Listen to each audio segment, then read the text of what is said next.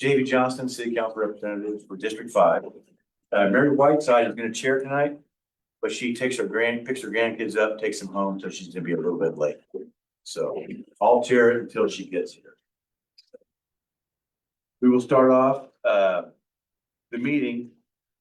Today they have a National Day of Prayer, probably right before the election.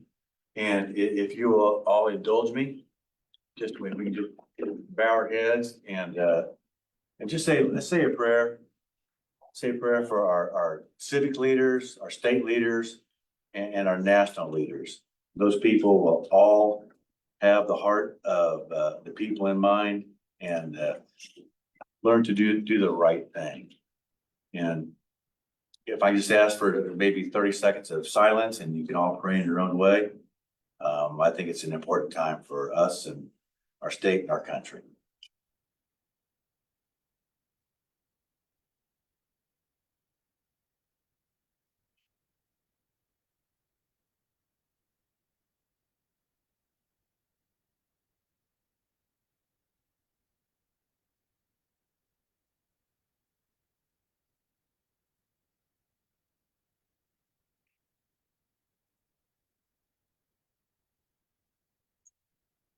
Thank you very much.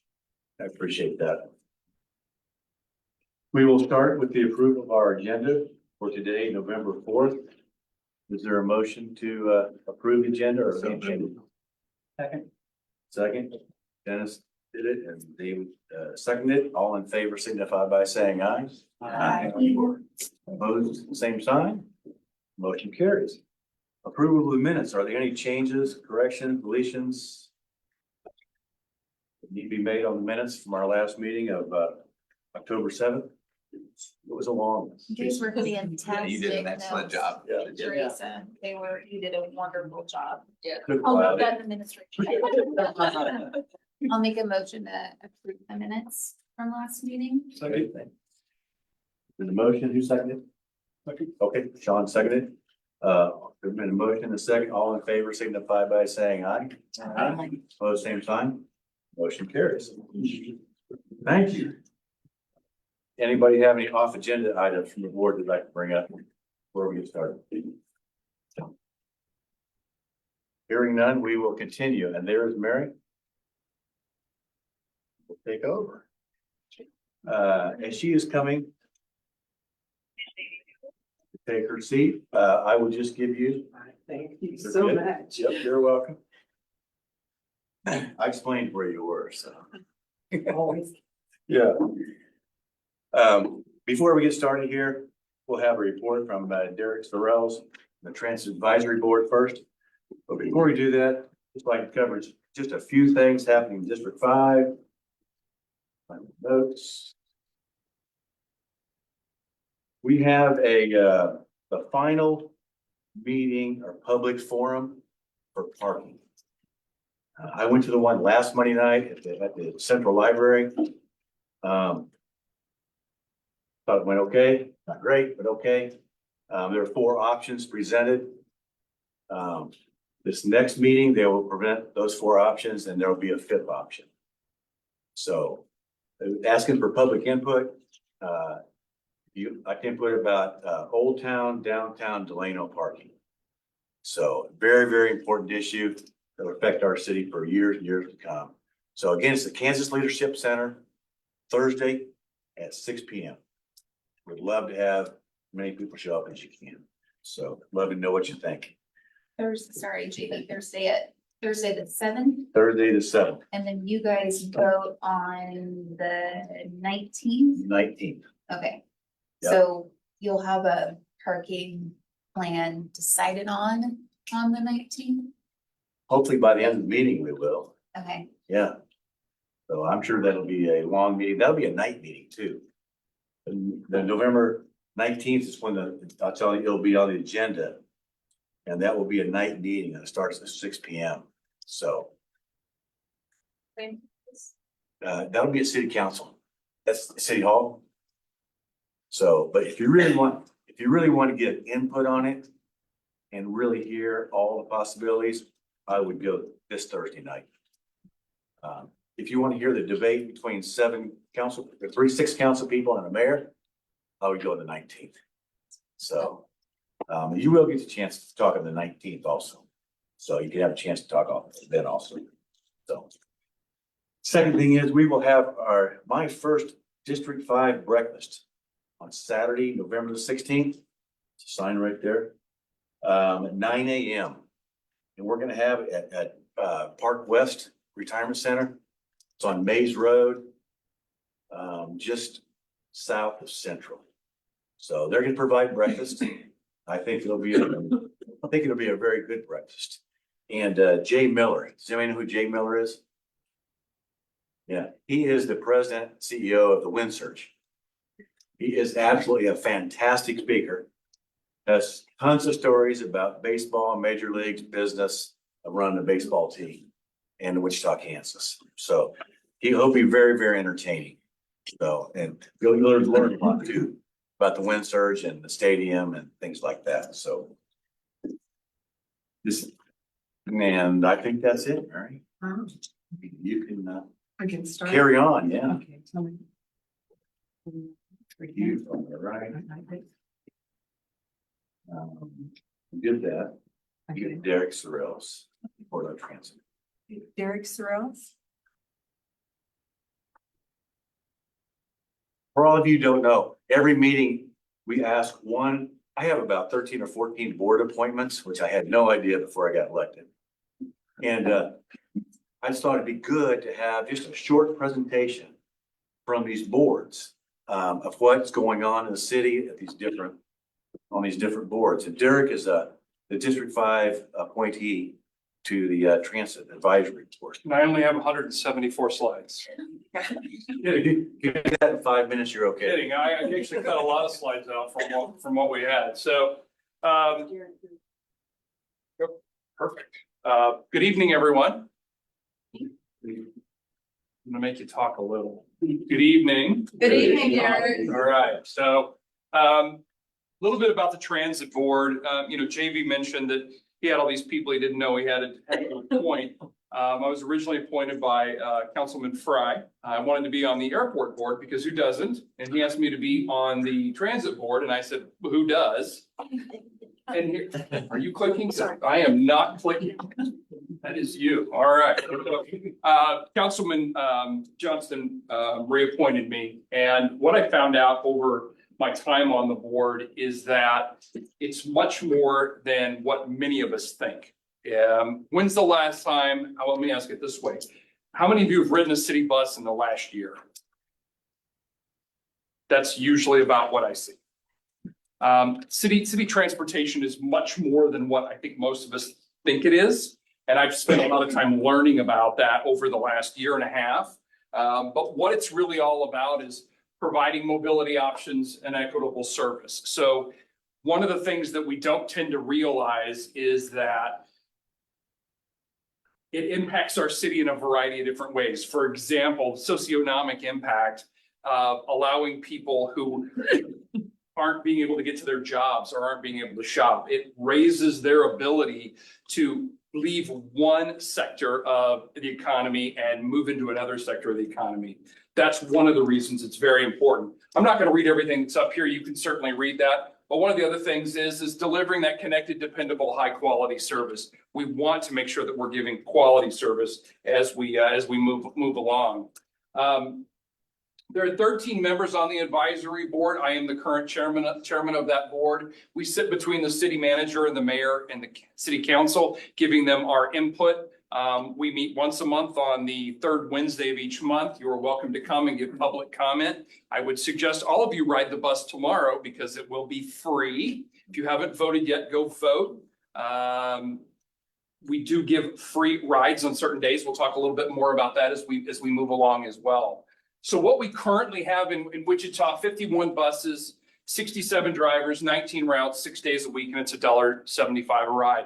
There are groups that get free rides. We'll talk about who those groups are in just a little bit and why that's important. We also have paratransit vans, which are on demand, which is typically via call or can be via app as well. And then we have scooters and bike sharing as well, and that falls under the transit board as well. So currently 11 battery electric buses, 14 diesel buses, and 26 of what we call the paratransit vans. One thing that I was kind of surprised about is the federal government pretty much took over the bus systems to a large degree in 1968 because they were failing nationwide. If you can prove that you need bus service, the federal government will give you a grant for the bus, typically, but they will not pay for the drivers. That's where it can become complicated. Many times we lose drivers when they get their CDL after a short period of time to corporate America because now they have a CDL. And when you look at, well, can we give the bus drivers a raise? Then it becomes like it is with many things where you have relatively low entry wage jobs, especially in the city. If you give the bus drivers a raise, now the entry level firefighters want a raise, then the entry level police officers want a raise. Thank you for your service. It's okay. It's so much more complicated than it appears on the surface. And so because of that, we do have the ability to give those raises, but it's complicated and we have to make sure we focus on that. One question we're asked for a lot, and I can give you the data on it. I have it in this presentation, which we can give to you if you would like it. The battery buses are much less expensive to operate, even when you include the cost of electricity within the cost of the bus, and the batteries are warranted for 10 years by the manufacturer. So there is a less cost associated with that certainly in the short term and in the midterm. Long term, of course, it looks to be seen whether it's going to be a long-term benefit. Part of it too is the batteries don't last as long as you can run on gas. If you can run on gas, you can run for a much longer period of time. So partnerships that we currently have, Veterans Ride Free, that is covered by the Department of Veteran Affairs and the United Way. We have tons of riders that are on the bus every day. Veterans that were previously unable to ride are getting to ride for free to their doctor's appointments and just in general. Wichita State University students, we have specific routes that we've added from areas where students tend to live. It's southern parts of Wichita, central parts of Wichita, that does allow them to ride for free, and USD 259 as well. Not all students ride a city bus or a USD 259 bus. Many of them ride a city bus. All of these are paid partnerships, so it allows the city to recoup some of the cost of running the bus service.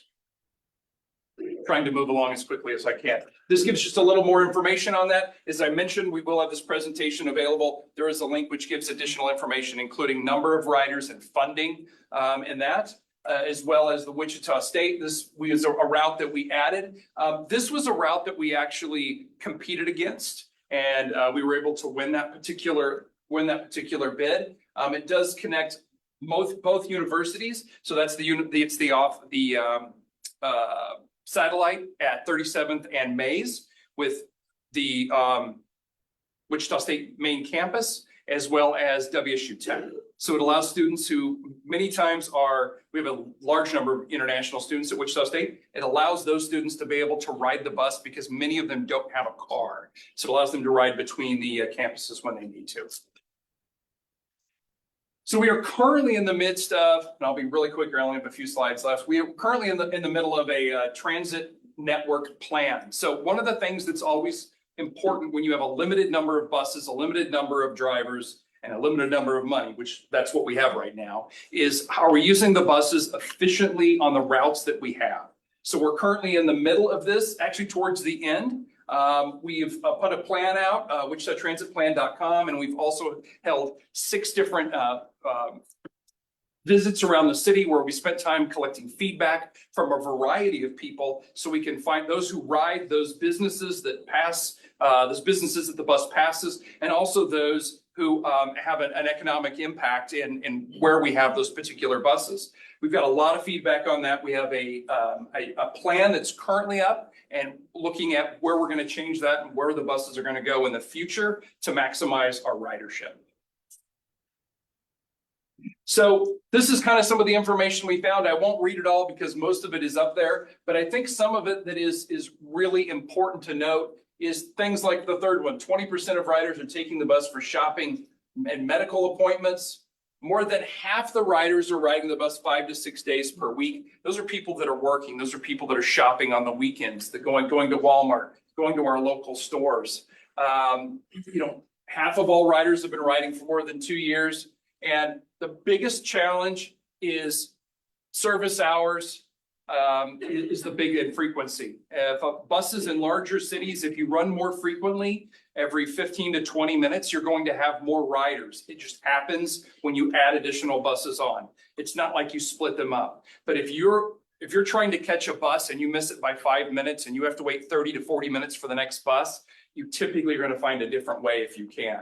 It becomes a huge challenge for people that are riding buses. We also do not have third shift service. With a lot of aircraft, it's one of the things that we're looking at adding in the southern parts of Wichita for those people that are trying to get to aircraft plants to go to work south and west. So our key strengths right now, coverage throughout Wichita, most routes serve downtown, robust service to Wichita State, and a high ridership to major activity centers. These are what our opportunities are, which is pretty much what I mentioned. More frequent service, later service, more crosstown routes. Pretty much anything crosstown right now requires you to change where you're at. And of course, Sunday service. There is no current Sunday service. And I think I have one last slide. I think this is it. So the new multimodal center, can't call it a bus station because that's boring. But the most important thing about it is because it is multimodal. So this is not just a bus station. It is down at 207 South Sycamore. That's right behind the baseball stadium, which I guess that needs to be updated now, doesn't it? It has been Lawrence Dumont for many years. Yeah. But it will not only house our buses, it will be a 3-story parking garage. So there's 2 stories above it of parking. We will also have administrative offices there. You will have scooters that will be available there, as well as bikes for bike sharing will be available there as well. So it gives us the ability to utilize the Delano area, the ballpark area, and our old transit station, which is in downtown Wichita. It was just fully exposed. This will be the buses will pull in underneath, so it will be better for weather for those people that have a problem being outside when it's cold or in the rain or in the sleet. We've seen more rain than we've seen in a year in the last couple of days. Those are the times when people really need to be able to be inside and be able to be out of that. This will allow us to be able to do that. Again, this gives you an idea of where it's actually going to be. Just out by the river on the other side of the ballpark. And that's what it's going to wind up looking like. Questions? Why? Why? Are we building another transit? I mean, there's already one. Why are we building a new one? So it's a couple of different reasons. Couple things that I said. It allows people to get on in poor and bad weather. Federal funding, significant amount of federal funding. So in this presentation that's not up here, significant amount of federal funding, more than half of the cost. Funding from the state of Kansas as well. The actual amount of money that the city had to put into it was relatively low when you compare to things like maintenance, deferred maintenance, and maintenance on the current facility. And then the likely possibility of selling that particular land down there with things like the new medical school coming down there and things like that. That land becomes more valuable than what we're currently using it for. Sorry. How many people ride the bus in Wichita daily? The numbers in here, I'd have to pull it up, but it's significant. Our ridership obviously declined during COVID. It's higher than it was pre-COVID. So we're above that, and it continues to grow. And a lot of it continues to grow based on our partnerships. Our current director, Penny Feist, worked along with our former director, Michael Tan, as he retired and went on. But part of that was building partnerships with like the United Way, Wichita State University, where they pay us to use buses that we're already running. So that increases ridership as well. So as those type of partnerships increase, the number of people that we have increase. And those are the kind of things that we look to do as well. Like adding bus service so we can, many years ago, we were no longer allowed on Town East's property. the buses they were concerned about the buses tearing up the property. We have an we're actively working on, and it's been months in the work where we're trying to get back on that. And it likely will happen. We'll be able to get more people on there. That is a route that's already out there that you just take a little bit farther and you get additional people on the bus. So that presentation has the numbers in it and we can make sure you have access to Could you that. elaborate on substantial? I've never seen more than like 5 people on a bus. I mean, so. Depends on the time of day. 50 people, 100 people a day, what's? Oh, no, thousands. Thousands of people Yes. riding a day. Yes. I might add something. District 5, we have about 5 people actually on the bus. And going to Newmarket Square is about the only route we have. In District 5 is to Newmarket Square. Yep, Route 12. Yeah. It's thousands. But if you look at the route between WSU, there's thousands of kids that use it every week. 259, there are hundreds and hundreds and hundreds of kids that use the bus system. Is that data on a website somewhere? Yes, so it's in this presentation. I can make sure that you get that as well. And it's actually on the Wichita Transit website as well. So if you just go to wichita.gov and type in transit, it'll come up. Right now, it's mostly last year's numbers, but it does show it. So, and Councilman is correct. The times you're going to see the most amount of ridership is 6 to 7 a.m. when people are headed to work. And then again, 4:30 to 6:30 is when you're going to see the most ridership. Those are the people going. And it really depends on the part of town you're in. If you're in the lower socioeconomic parts of town, you're going to see or in the Wichita State area, you're going to see many more riders because those are where you see fewer people with vehicles. Absolutely. What are the hours of the operations of the bus, morning to night? So it varies, but most of the time it's 6 a.m. to 8 p.m. So you indicated you're looking at adding Sundays. What about federal holidays and people that are trying to get to work and there's no bus service? It's all part of that too has to do with the driver's contract, which is the union. So it's all up for grabs. Anytime you add on federal holidays, then you have overtime pay. So all of our drivers are already driving 50 hours a week.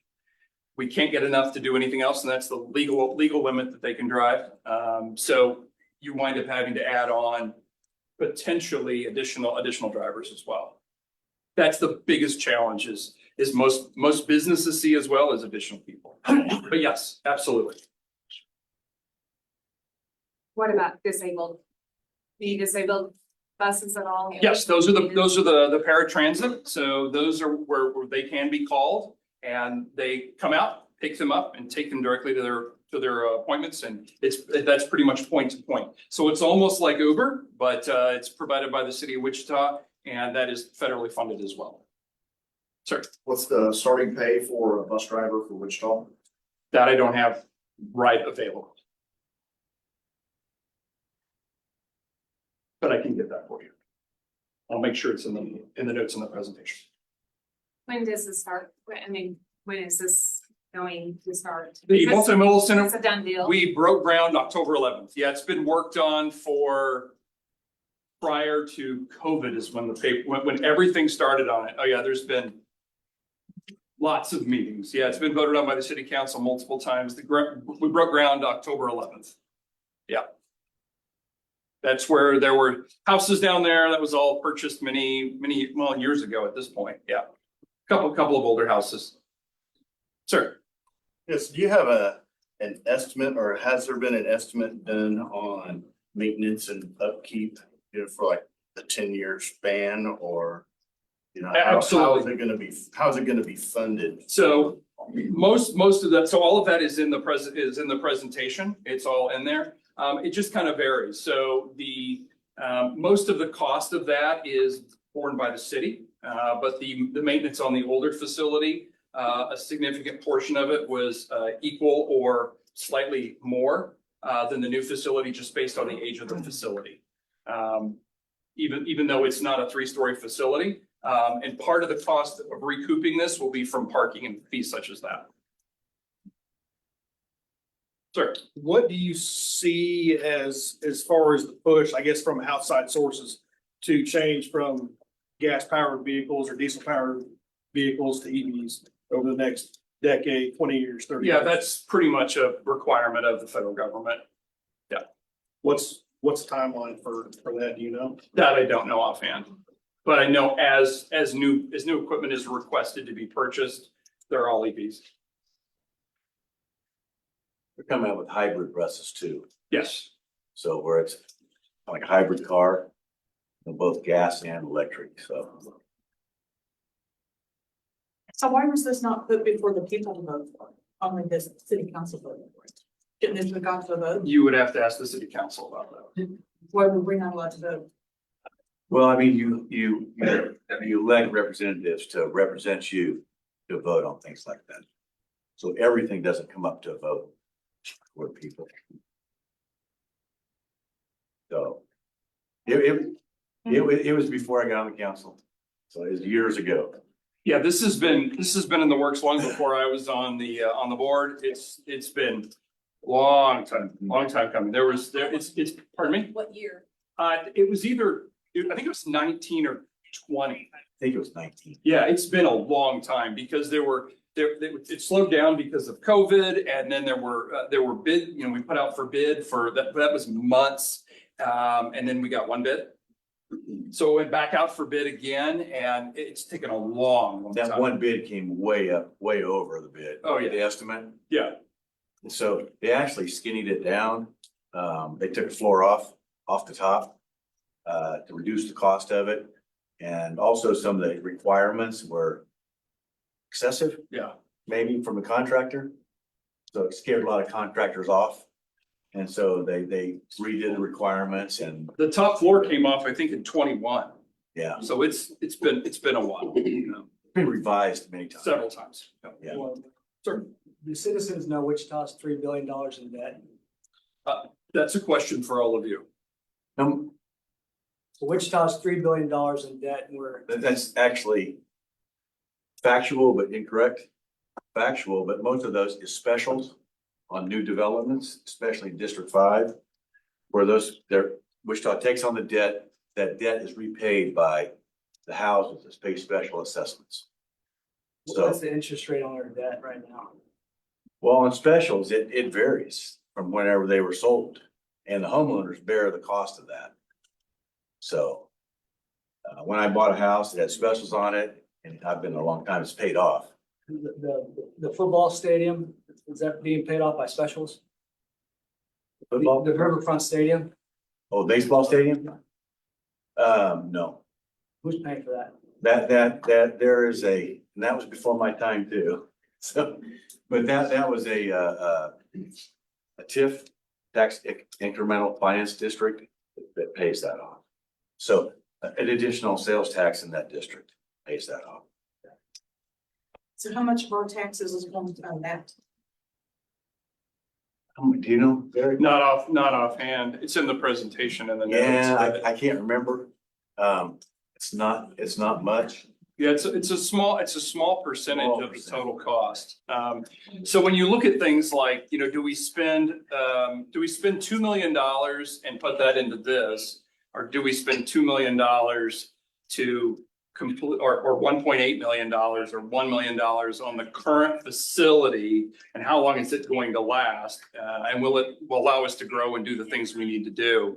Those are the kind of, it's not like it's either zero or it's this, because it's almost never that. So there's a cost associated with staying and continuing what we're doing and then doing this. And what makes the most amount of sense to balance that over, say, 10 or 15 years. And, that's part of the parking issue too, is the deferred maintenance on everything. It doesn't go away just because we ignore it. So, there is a cost associated with this, sure. And it's in the presentation. I'll make sure that you guys all have access to that. Parking is under transit. Yeah. So I didn't know that till about 2 weeks ago. Yeah. All the fun stuff. Yeah. All the fun stuff. Derek, aside from the technicalities of the multimodal, Sure. center, could you talk briefly a bit about the city's responsibility to provide reliable, safe public transportation?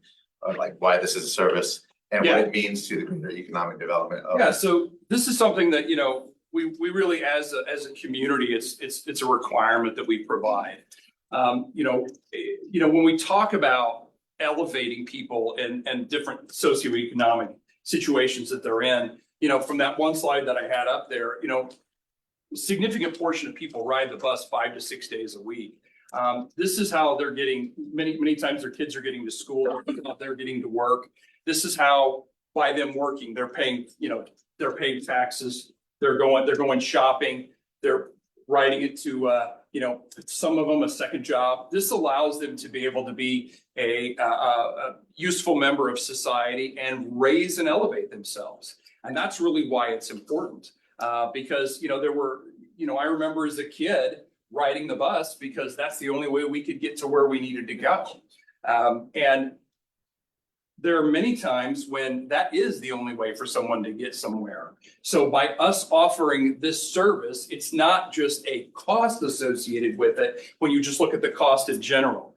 If you eliminate something like that, there's always those additional things that are not thought of that wind up costing the economy in the particular city, because now how many people are unable to get to work? Now, how many people are no longer able to climb the socioeconomic ladder from where they currently are to where they want to go, where they can buy their own vehicle and they can no longer need that utilization on a regular basis. So it's things like that as well that really allow us to, as a city, to continue to grow. And as you look at cities that are larger than us, like Kansas City or Omaha or Austin, that we're kind of right behind, that we always look at, with the differences, and even those that are similar, those that have a higher level of bus ridership also have a higher level of the number of buses, and more regular buses. And at the same time, those people, the socioeconomics are greater and better in those cities than they tend to be in the Wichita area. Hopefully that answered the question. Derek actually is a businessman. So. Yeah, I have 6 businesses in Wichita, so parking affects me, transit affects me, it all affects me. So I'm oddly passionate about buses. I am now because I see the difference. I mean, if you would have asked me 2 years ago, would I support anything that would spend any more money on buses? I would have said, no, I don't ride a bus. I don't know anybody that rides a bus. Hey, none of you raised your hand when you said you rode a bus. That's what we all think. It's what many of us think. It's hard to want to pay for something when you don't use it, because many times we don't see the necessity in it and how it actually affects all of us, including our businesses, the people that we work for, the people that we work with. It really changes how you look at things when you sit down with all of the numbers and look at how things can flex and move. Thank you. All right, One more. one more. What's the average people that ride a bus on a daily basis right now? The number of people, that was the question that gentleman asked. I don't have the exact number on that. It's in the presentation. It's in the thousands. And it varies too. So you'll see more during school year than you will, and when WSU and USD 259 are in session than you will when not. But those numbers are absolutely in here. I don't know why I want to say 5,100, but don't stick with that to me. It's in the presentation. We'll make sure you get that. One last question. So is this part of the push for the 15-minute cities? There's all kinds of things about that. It's never come up in any conversation we've ever had about this. But it seems to tie into it pretty. It could. I mean, I think if you want to look at just about anything, you can type just about anything into anything if you spend enough time to tie it in. This to me makes sense because of where it is. And close to the ballpark. When the ballpark was built, one of the big challenges about it, where's everybody going to park? That's something that's important there. So obviously people park and people found a way to go to the ballpark. This will also allow people to be able to park there. And the other idea of it is, how many of you have ever ridden the Q line? Okay, all right, we got some people in here. All right, so the Q is absolutely free. Promise, one more minute. The Q is absolutely free. It runs from the Seneca area down to the Watermark Book area. It's absolutely free. It runs all the time. You can run it, drive ride it anytime you want. It's a great way to say have lunch at the Monarch and then go down to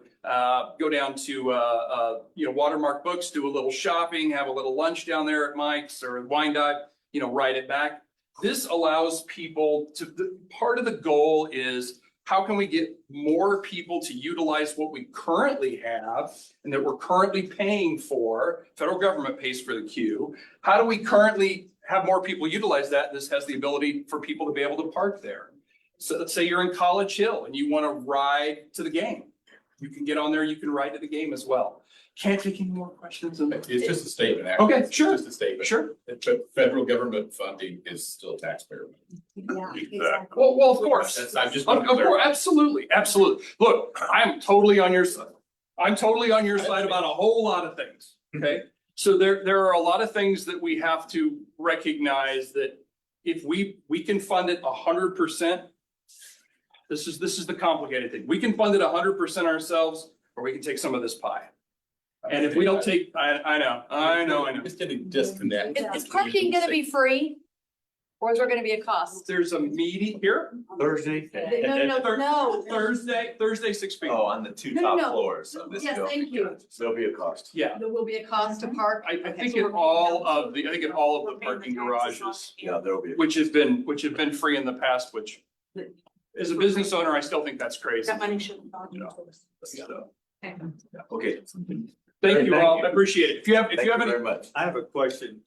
If you pay $1.75 to ride the bus, but you have to go to the transfer station to get another bus, do you have to pay again?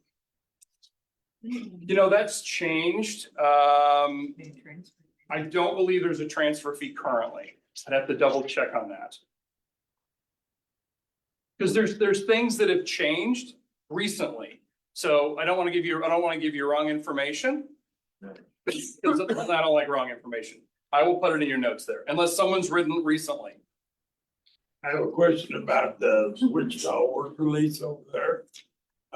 What provisions are gonna be made for those fellas to get to the new transfer station that's across the river down the road? by Grandma's house? I asked Penny Feist that very question. Who's the head of transit? Yes. Because there's a lot of guys that ride that bus to work. I mean, a lot, because I go right there to the clinic, I see them. And she said they'll figure out some kind of a shuttle to get them back and forth to that work release station. Okay. Yeah, so they will be taken care of, because I was concerned about that. Yeah, there's a lot of guys that are working, incarcerated at night, They're waiting. working during the day, that need that bus service. Yep. Absolutely. All All right, thank you. Thank you all.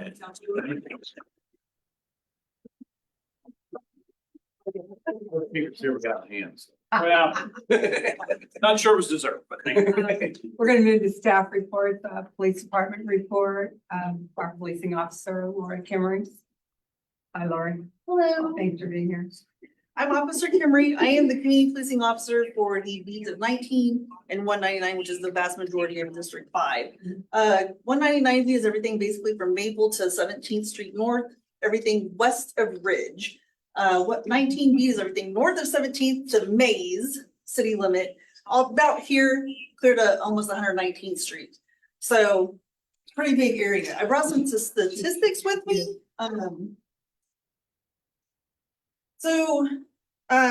Beat 199, which is the more southern area. The year to date stats are looking really good. And I'm gonna preface this because it sounds crazy. So our robberies are up 150%. We have 3 more than last year. So we only had 3 more, but that's where statistics, it makes it sound crazier than it is. So we had 3 more robberies than last year. Everything is about the same. Auto thefts are up, but that's probably because the Kias and the Hyundais, people are stealing those. Your early model Chevy Silverados are being taken without keys. So if you have any of those maker models, I would probably look at getting a different kind of like a prevention method to keep them. If you're leaving them out in your driveway, they're probably being taken. They just have some kind of way to get those things running and take off with them. So just FYI, if you have any of those, be mindful. Everything else is down. from year to year, 19B, literally everything is down, like, it's all in the blue, I can even show you, it's all blue. So everything's down, no homicides last year on 19, so that's good. Even your larcenies, that means that's from your automobiles and stuff like that are down. So good job on that. Just as a preface, again, you know, don't leave anything in your cars overnight that you wouldn't want stolen, because they will break the window and take it. Yes. I do have a question. You're saying everything's down, but when we're watching the news, it does not seem like everything is down. I mean, we're seeing, I have a police scanner and I'm listening to. I mean, we're seeing shootings and Drive-bys. everything else. This is So in District 5. It's District 5. Okay, but I mean, they said, Yeah. I went to my district, I'm District 2, and I got the same story Yeah. that everything's down, but I'm like, Now, your more inner city beats might have a higher crime. I'm just saying that 19 and 199, which includes District 5, it encompasses almost all of it. This area in particular, that's why I'm here at this meeting, those are down. Now, if I wanted to do the whole citywide, I can tell you all of West Bureau stats. The whole west side, that's everything from the river and then Pies out. So basically, you think it like that. Some things are up. Some of your auto thefts are up, your robberies are up. But if you think of robbery, you're thinking, give me your money. That's a robbery, right? But so is, I'm gonna push you down and steal your bike. That's considered robbery. So those all affect your numbers. Your shootings and stuff aren't happening over here. Are they happening in other bureaus? Yes, not here. So I'm reporting statistics in this area because we're in District 5. District 5 is the safest district. District 2 is a close second. 1 and 3 and 4, not so much. But your shootings and stuff like that are not happening in District 5. So those numbers are down. where can we go to get the numbers for the whole city?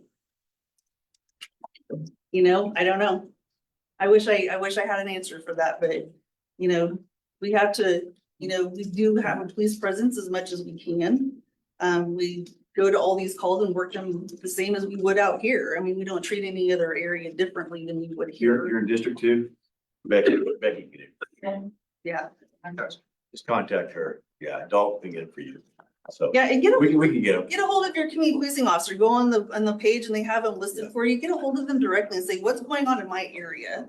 Because they can look up all that stuff and give you precise information for your area. I do have a couple of things coming up event wise, for Patrol West. November 18th this year, we're having our WPD for Shelters toy drive. Anything shelters, what does that mean? This is for your domestic violence shelters, your children that are having to spend the holidays in domestic violence shelters and they don't have any toys. So new toys, new clothes, pajamas, soft blankets, anything like that. We're gonna have our drive on November 18th at 5803 West Central. That's our community policing office over here on the west side from 9 to 7. And then also we're doing a hygiene drive, like so hygiene products, soap, shampoos, toothbrushes, toothpaste, stuff like that.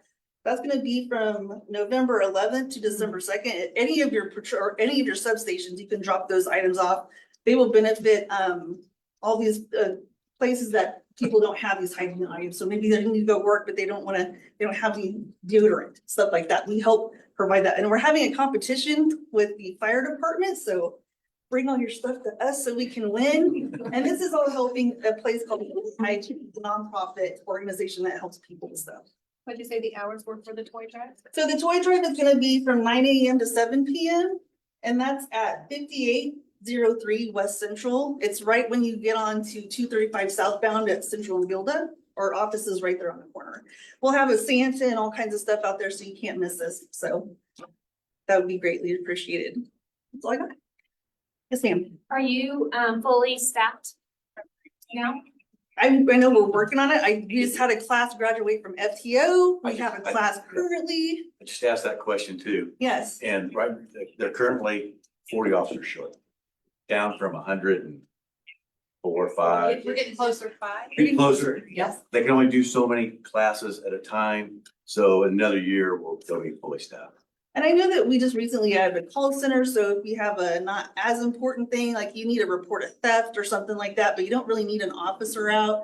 We have a call center, and we also have case tests where you can make the report over the phone. So that way you're not waiting on an officer for, something not so important, you just need to make a report. So, They said the recruit classes are very good quality people. So which is encouraging too. Not that they weren't before, but they are. What's the number, like if you just need to make a report on something that you don't need an officer? so the number, and it's 24 hours a day, it's 268-4221. And that's for like, somebody broke in my car, but they didn't really take anything, but I want an officer to know about it. It's the exact same report as if we come out. So, or if you're like, somebody stole my garden gnome from my flower bed. I want to know, because if you don't report it, we don't know about it. So if I have a lot of, larcenies, which is stuff from front yards or vehicles, and I don't know about it, you can't do anything about it. So even if you're like, I don't really want an officer in my house, you can always call that number and make a report and it comes to us. What is that number again? It's 268-4221. 268? I have another question is, where are we at on the mentally health? That we are gonna have social workers go out with the police, where are we at on that? So we have 5 teams now. It's called ICT 1 through 5. So basically it's staffed with a comm care worker, EMS person, and then an officer. Some of them don't have officers. So like, say we get sent to a call that requires an ICT professional, we can call them and they just meet us out there and then they can decide, what steps need to be taken to help them out. So, but we have, I think, 5 teams now.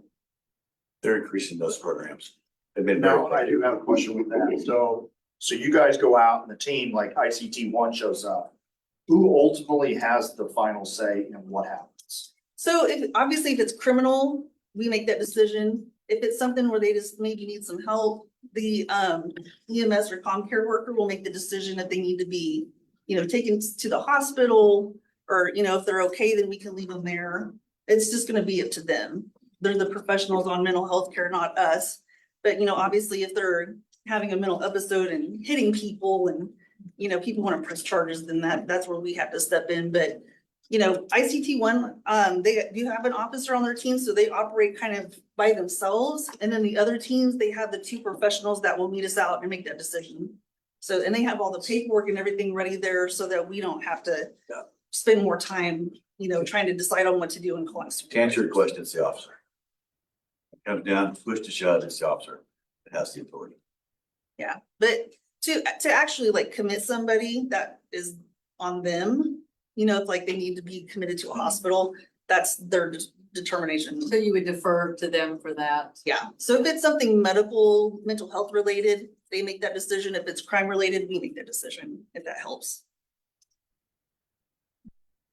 Good, thank you very All right, much. thanks, Appreciate it.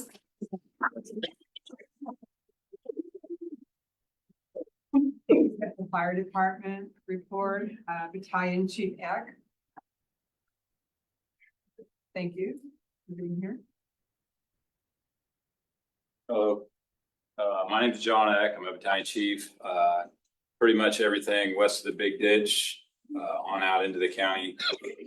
Fire out there. I'm going to be in charge of that incident, and I'm in charge of the people, all the firefighters that are out this side. So, any event in this area, I'll be there. Any major event. Today, I just need some quick reports on what we've been up to this month. You guys have probably seen a lot of the fire department out in October. Everybody knows that's Fire Prevention Month. So we've been at the schools, we've been at some senior centers, we've been at the YMCA, we've been at the zoo. And we try to get a lot of, either the senior folks or mostly the kids, and the same lessons that you guys learned when you were little, those stick with you a long time. So we try to get that lesson taught early. The kids soak it up really well, and there's some different stuff we do with them. The kids usually enjoy it quite a bit. And then one of the safety messages we've been pushing this year is the cooking safety, especially around Thanksgiving. Unattended cookie fires are about 53% of our fires, and when it comes to fire deaths, about 18% of them are from cooking fires. So we tell everybody, if you're cooking, especially with the grease, you stay home, you watch it, you don't all those things that you guys have heard. So we try to reiterate a lot.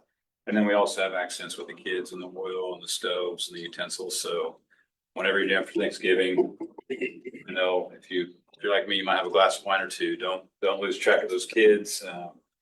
and keep paying attention to what you're doing. A little bit of what's been going on in your district as far as fire related. We did have a pretty sizable fire at the very end of September on September 22nd at 119th and 20th Street. That it was a basement fire. We still haven't figured out what started, but it was a severe amount of damage, around $100,000 of damage. And then in Wichita, in another district, we did have a fire fatality, a very small amount of fire.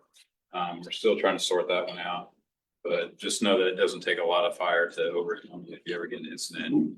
Don't try too hard to put it out. Call us because it can be really dangerous, worse than you think. Doesn't take much smoke. It doesn't take much heat to overcome a person. We do, as far as our staffing, we have a recruit academy going on right now. Those have been picking up. Fire, we don't have the issues that sometimes the PD does. Our turnover's fairly low. Not as low as it has been in the past, but it's still fairly low, so we don't have too much trouble staffing. So yeah, I mean, you guys will see us out training right now. One of the things you'll see us finishing up is our hydrant inspections. Every year we inspect every hydrant in the city. We're gonna have that finished up by September. We check every hydrant, make sure it works, and there's a few hydrants in the city that don't drain back down when you turn them off, so we pump all those out before the freeze comes. So if you see us out messing with the hydrants, that's what's going on. If there's a hydrant running and we're not there, then you guys can call in and let us know, because that would be a problem. And then also, if you guys want to follow anything that we're doing, you can, we have people that run a Facebook account, Instagram account, X account, just keeping you updated what's going on in the city. And I mentioned before, this is a neat little tool. There's an app called Civic Ready that you can get on, and it'll give you updates on any major event, traffic stuff that's going on, and you guys can keep up with that. So I'll leave this out there. You guys can look it over. Find that app on there. There's we might have put it up before, but it's you can sign up for it's a cedriccounty.org, and it's called Civic Ready. A lot of good information on there. So, anybody have any questions on any of that? I had a basement fire in my neighborhood about a month ago, and there were 12 fire trucks that showed up. And I just want to know is why so many for just one house and it was in a basement? Yeah, the basement fires are a little bit tougher. They're a lot more dangerous for us because we don't know where that's at. And a lot of time we have to go across the floor. But we do have, we have standard operating procedures that are kind of based off of something that's called NAFP. It's a national standards. So every house fire gets 4 fire engines, 2 what is called a ladder truck, a rescue company, myself. One's just a mobile air truck to come fill our air bottles. So 12 might be a little bit extra if we think there's if we find a person trapped, or we think we're getting ourselves in a little bit more tense situation. What we always do is cheat a little bit on the side that we're going to have more than we need in case something happens, because we don't want to get in a situation where we need another fire truck and then we call for them. We always cheat a little bit ahead, just because we don't. In a fire, you don't know what you're getting into most of the time. Every house is different. Every house has different storage amounts. Every house has a different amount of people living in it, different construction.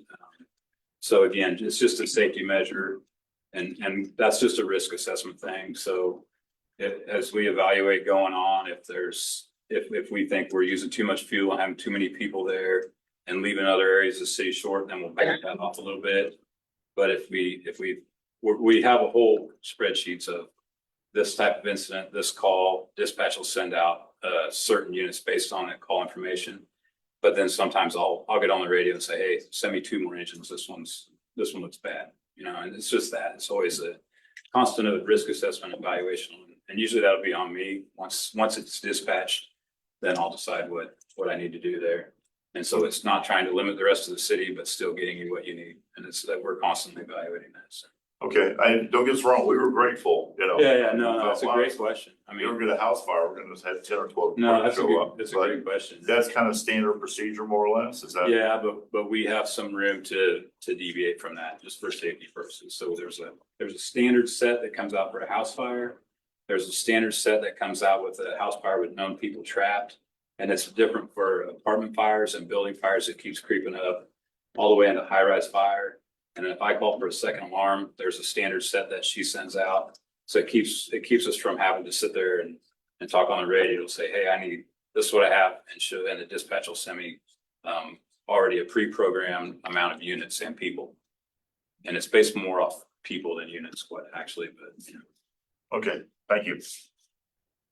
My question is, fire hydrants, so that's constant pressure from the city of Wichita Water? Yeah, and it depends where you're at in the city. The pressure can vary. You can be on the end of a main, you can be right on a big main, but what we do is we'll hook our hoses up to it, and our fire truck has a pump on it, so we'll pull it out and pressurize it. And sometimes we send it from one truck to another truck to get even more pressure if it's distant. So yeah, there's most of the hydrants, we call them residual pressure, like where there's When standing. you turn them on, water comes out. Yeah. What, let's say the water department or the water plant goes down, can you still get water out of those hydrants or? I don't know how all that works. If a hydrant goes down, though, we do, like a lot of times in the winter, we'll have a hydrant that's frozen. Or they'll break when you turn them, and we have fire department has backup plans for everything. That's kind of what we do, guys. So, sit around and complain about that. So we carry 600 gallons of water on our fire trucks, and then, like we said, we have 4 of them show up. We have ways of daisy chaining those trucks together so we can avoid using a hydrant if we need to. And we also have a tender in the city that's just a water truck. It just brings a bunch of water. And then we have mutual aid agreements with the county where they don't have hydrants, so they have those tender water trucks at almost all their stations. And so we've trained with them on how to use those and how to work together on those. Yeah, it's a lot of pre-planning goes into our job, and it's one of those things that the fire department's been around for so many years. Everything that you can imagine has gone wrong. So we get pretty good at overcoming those things. Hopefully that's what we train a lot of our guys to do, is this is how you want to do it. And then we throw a wrench in there and say, now figure it out. That's how we train our guys. And that's what kind of guys we want on the job, guys and girls, to be able to think like that on our feet. Because like I said, we have one of the strangest jobs in the world, because I've been doing it 26 years, and every call I go to, I was like, what is that? I've never seen that before, so we just adapt and work with it and do the best we can. So. Thank you very much. You bet. Appreciate Thank the you. support.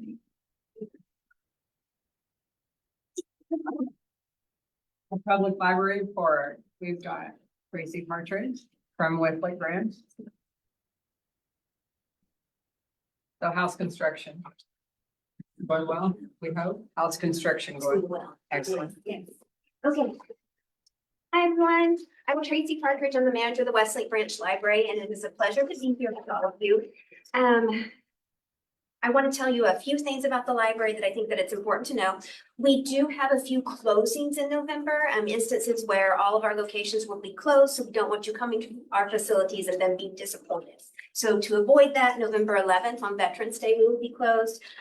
We will actually close at 5 on November 27th, Thanksgiving Eve, and we will be closed on November 28th and 29th for Thanksgiving. I like to say that even when we're closed, we're open. And the reason that I say that is because we offer so many electronic services that you actually have access to if you have a Wichita Public Library card. We have an ebook resource called Libby, which we have thousands of ebooks and e-magazines and actually e-audio books that you can listen to. We have a streaming movie service called Canopy, which you can actually watch movies on. We have a ton of databases. An example would be like if you are trying to research the perfect gift for someone this holiday season.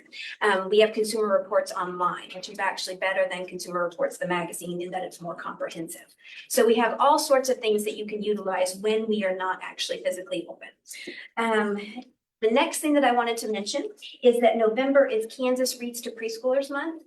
This is when we try to get everybody to read the same book to children's age birth through 5, okay? Now this year the book is How Do You Hug a Porcupine? Because everyone wants to know how that is made possible. And we are actually going to have that book at our 5 story walk locations as well. So not only will we be featuring that book at some of our story times, but we actually have story walks in 5 local parks where people can actually walk and read the story. On the west side in District 5, it's actually Buffalo Park. That's where you can actually read the story and walk. We are actually having a porcupine, which is incredibly exciting, at the Advanced Learning Library. That's on November 9th from 10:30 to 11:30. So they will read that story, and then Tanganyika is going to come with their porcupine and then other animal friends. So it's going to be a lot of fun. And another thing that I wanted to mention is our activities aren't just for kids. We have a lot of fabulous things for adults. We're actually having an adult spelling bee this Friday from 6:30 to 8:30 at the All. If you haven't already registered, it is not too late. You can form a team of 1 or a team of up to 4, and you can have a good old time defeating other people. And then you can actually win a prize if you are one of the final 3 teams. We do not provide an advanced spelling list. So it's just come and show your skill. And if you haven't registered, again, it's not too late. It would be awesome if the district advisory board decided that they must have a team participating. Imagine the bragging rights that you would actually have with all of the other district advisory boards. It would be so cool. Another thing that I wanted to mention, if you're familiar with Longmire, the television show, it's actually based on a book series by Craig Johnson, featuring Walt Longmire. Something really exciting. Watermark Books partners with the library in terms of having a bigger space when an author like that comes to town. And Craig Johnson is going to be at the Advanced Learning Library on Saturday, November 23rd from 2 to 3. He will talk about his latest book, Tooth and Claw, which is actually a little novella. He will sign it. So that's pretty darn cool to get an author signature. You have to really like books. This gets me pumped. Okay, and then another thing that I wanted to mention to you is the Advanced Learning Library actually has a makerspace, and it is a tech-heavy makerspace. And this is the time where you might be thinking about gifts, and making gifts is really fun and a really neat way to actually put your heart into something that you give someone. And so at the Advanced Learning Library, they have a 3D printer, they have a Cricut Maker 3, they have a Genome sewing machine, and you just have to have a library card in good standing in order to be able to use these. You have to be 14 years old or older. If you're younger than 14, then you would actually have to have an adult with you, okay? With the 3D printer, you do have to actually go through a certification process where you take 2 classes and then you actually do a kind of a sponsored print with a library staff member. With the Cricut Maker 3, they do not make you take a class because a lot of people do have experience with Cricuts, but you can do a book a librarian where they actually spend some time with you if you don't have experience. But with the Genome sewing machine, you do have to do a book a librarian session with that. And I just mentioned that because I think it's so cool. We can't own everything. It's impossible. And so one of the things that the library does is it makes things possible for individuals who don't have as much income, etc. It just provides you with access to so much. Okay. Does anybody have any questions? I wondered if I would get any questions. Everybody else? I seriously wanted to know about the Westland branch and when are we really, are we on time and when do we move? And It's an excellent question. And I don't have answers to everything. Okay, but what I will tell you is it's going really well. We have been at a temporary location for over a year now. It is at the intersection of Central and Ridge. We have done really well at that temporary location. Just actually in the first 10 months of this year, we've circulated over 90,000 materials in that little temporary location, which is really a storefront facility, which is out circulating some of our other libraries because we like to brag that we're the busiest branch, typically the busiest branch. So our permanent location is actually being expanded by 7,000 square feet, and then they gutted everything. And we were very fortunate to have Key Construction responsible for this project, and they have done a wonderful job. You will notice if you drive by it that they have actually got the parking lot done and it's actually striped, so that's super exciting. If you go inside, they honestly are doing a lot of the finishing touches. But once Key gets done, then honestly, we have other things that have to happen. We have to have all of our security things installed. We have to have all of our audio visual things.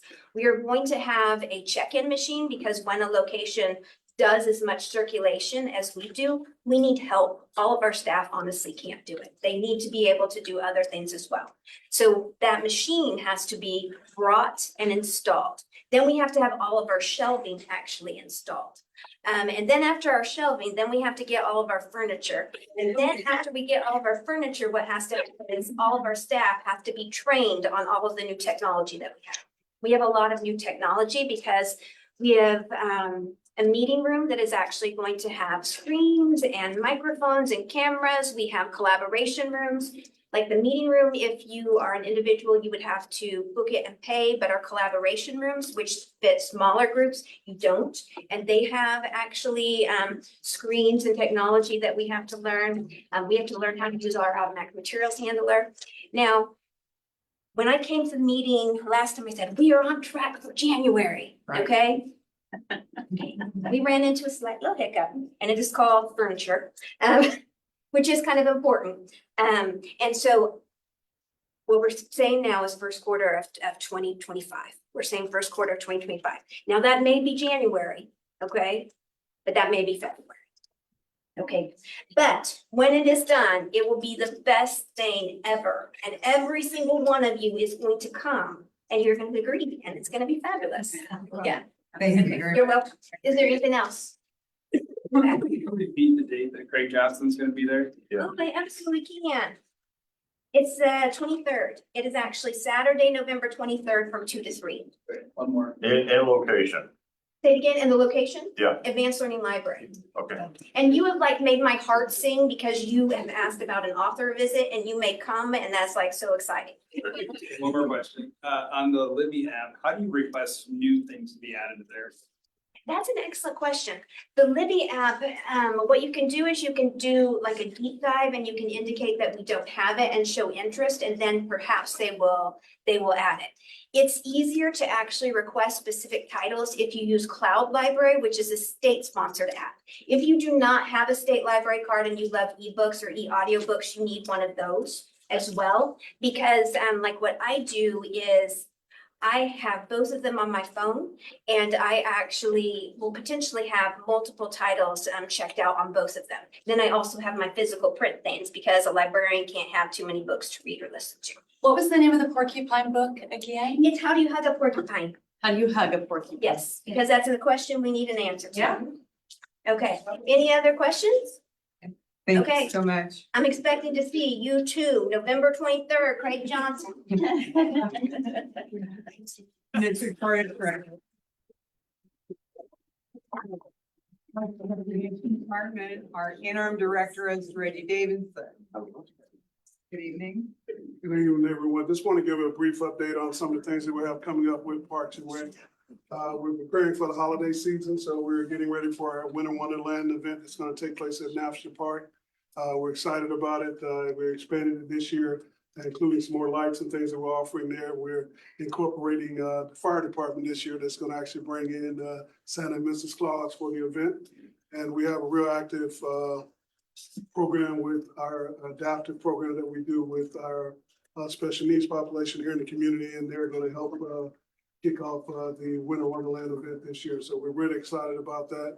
Going to have one of our local news broadcasters that's going to be the moderator for the event, and we're expecting to continue to grow again this year. We had over 1,000 people there last year, and we're anticipating that number will grow again for this year.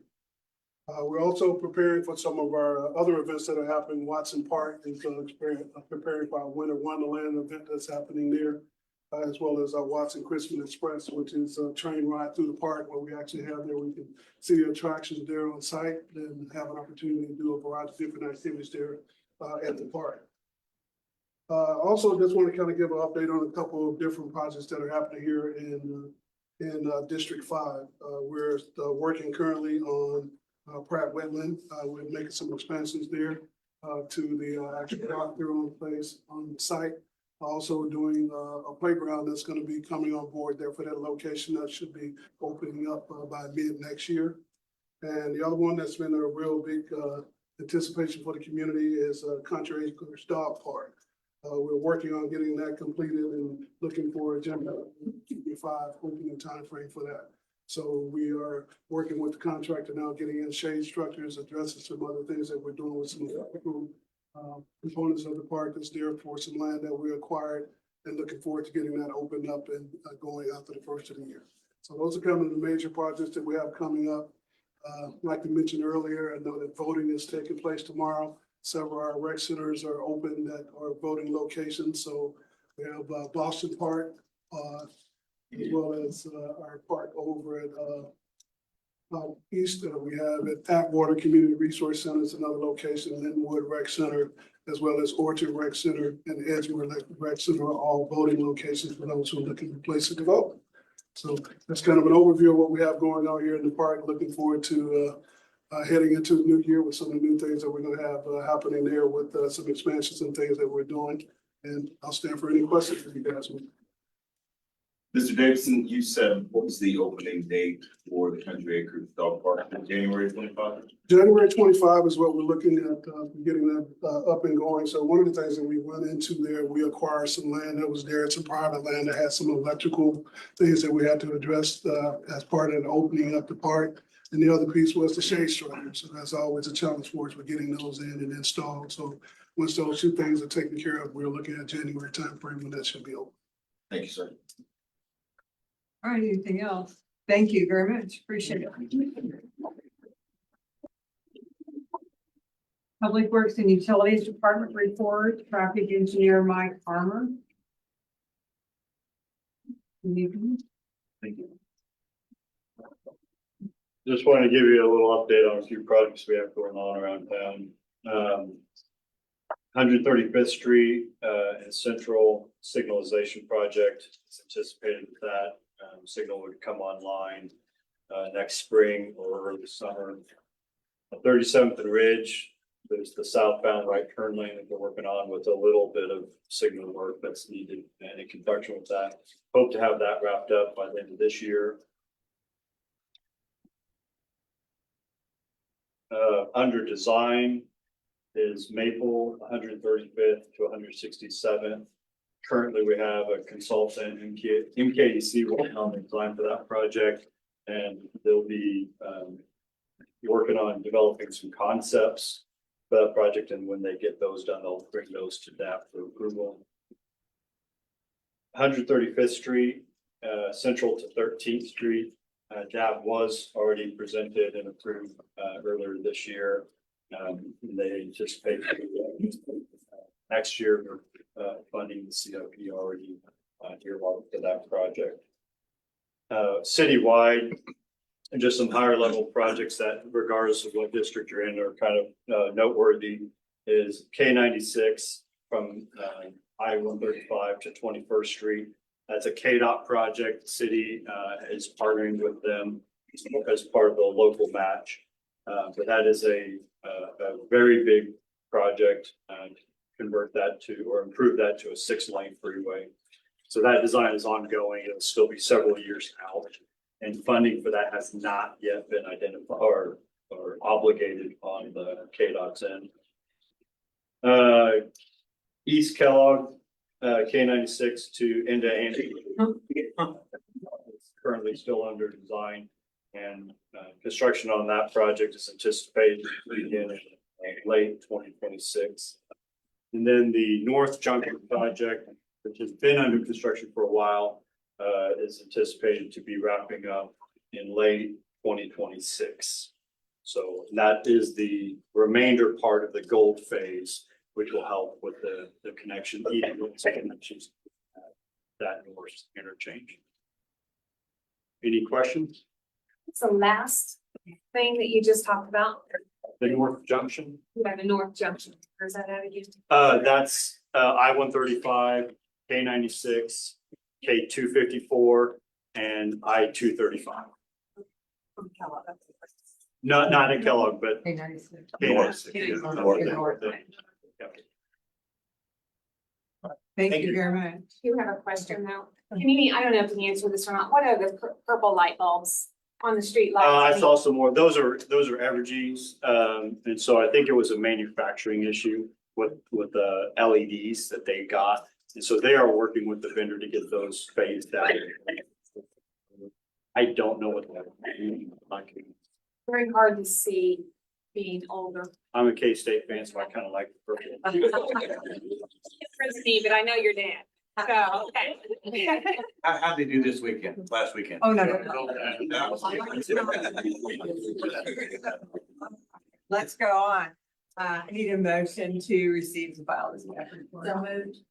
Do I have a second? Thank you. All in favor? Goodness gracious. Aye. Any opposed? Thank you. Can you tell us my question? That's good. All right, here we go.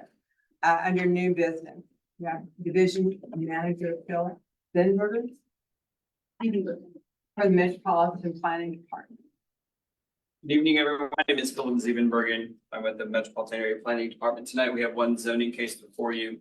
It is PUD 2024-00017, located on the southwest corner of West 13th Street and North Country Acres Avenue. It's a zone change from single-family residential to planned unit development. As with all PUDs, I'd like to take a moment to remind everybody that PUD is a custom zoning classification. There are very unlikely events that any PUD within the city is the same. The whole point of a PUD is to essentially request for custom development standards for a particular use or situation to where a standard zoning classification and potentially all the rules that would have to come with that just isn't necessarily appropriate. At this location, if you're fairly familiar with what's been going on in conversation with the city council for several years, the city recently purchased about 5 acres from the school district. This is on the Northwest High School property, is now the city property.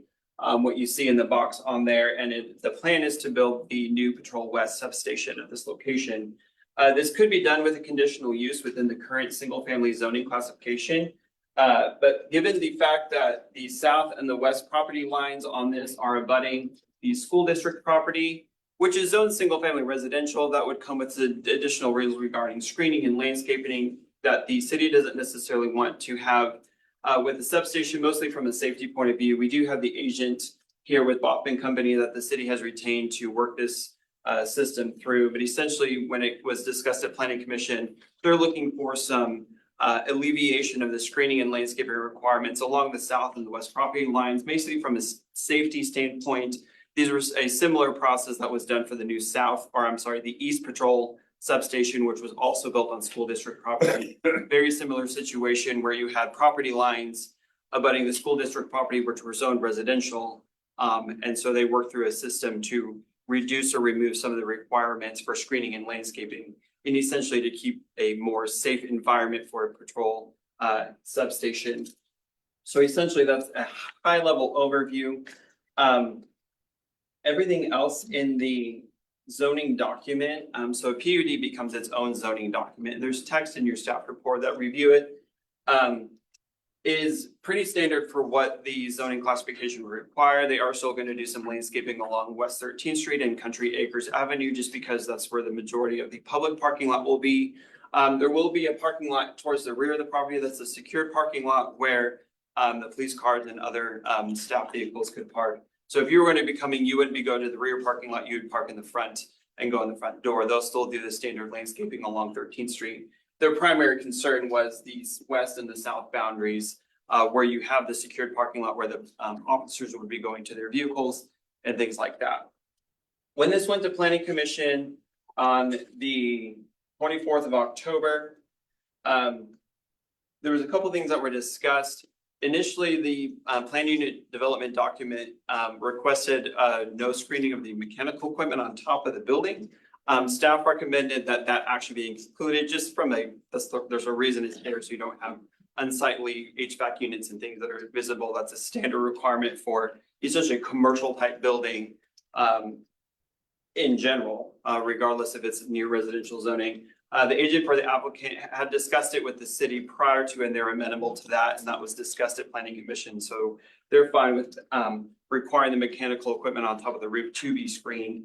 The other thing that was discussed at Planning Commission was to require some level, and this was Planning Commission's recommendation, was to require some level of landscaping along the south boundary, not a screening fence. So you're still opening the sight lines, but basically allowing for some level of landscaping. And the chairperson of the Planning Commission is Brian Fry, who used to be the city council person in this district.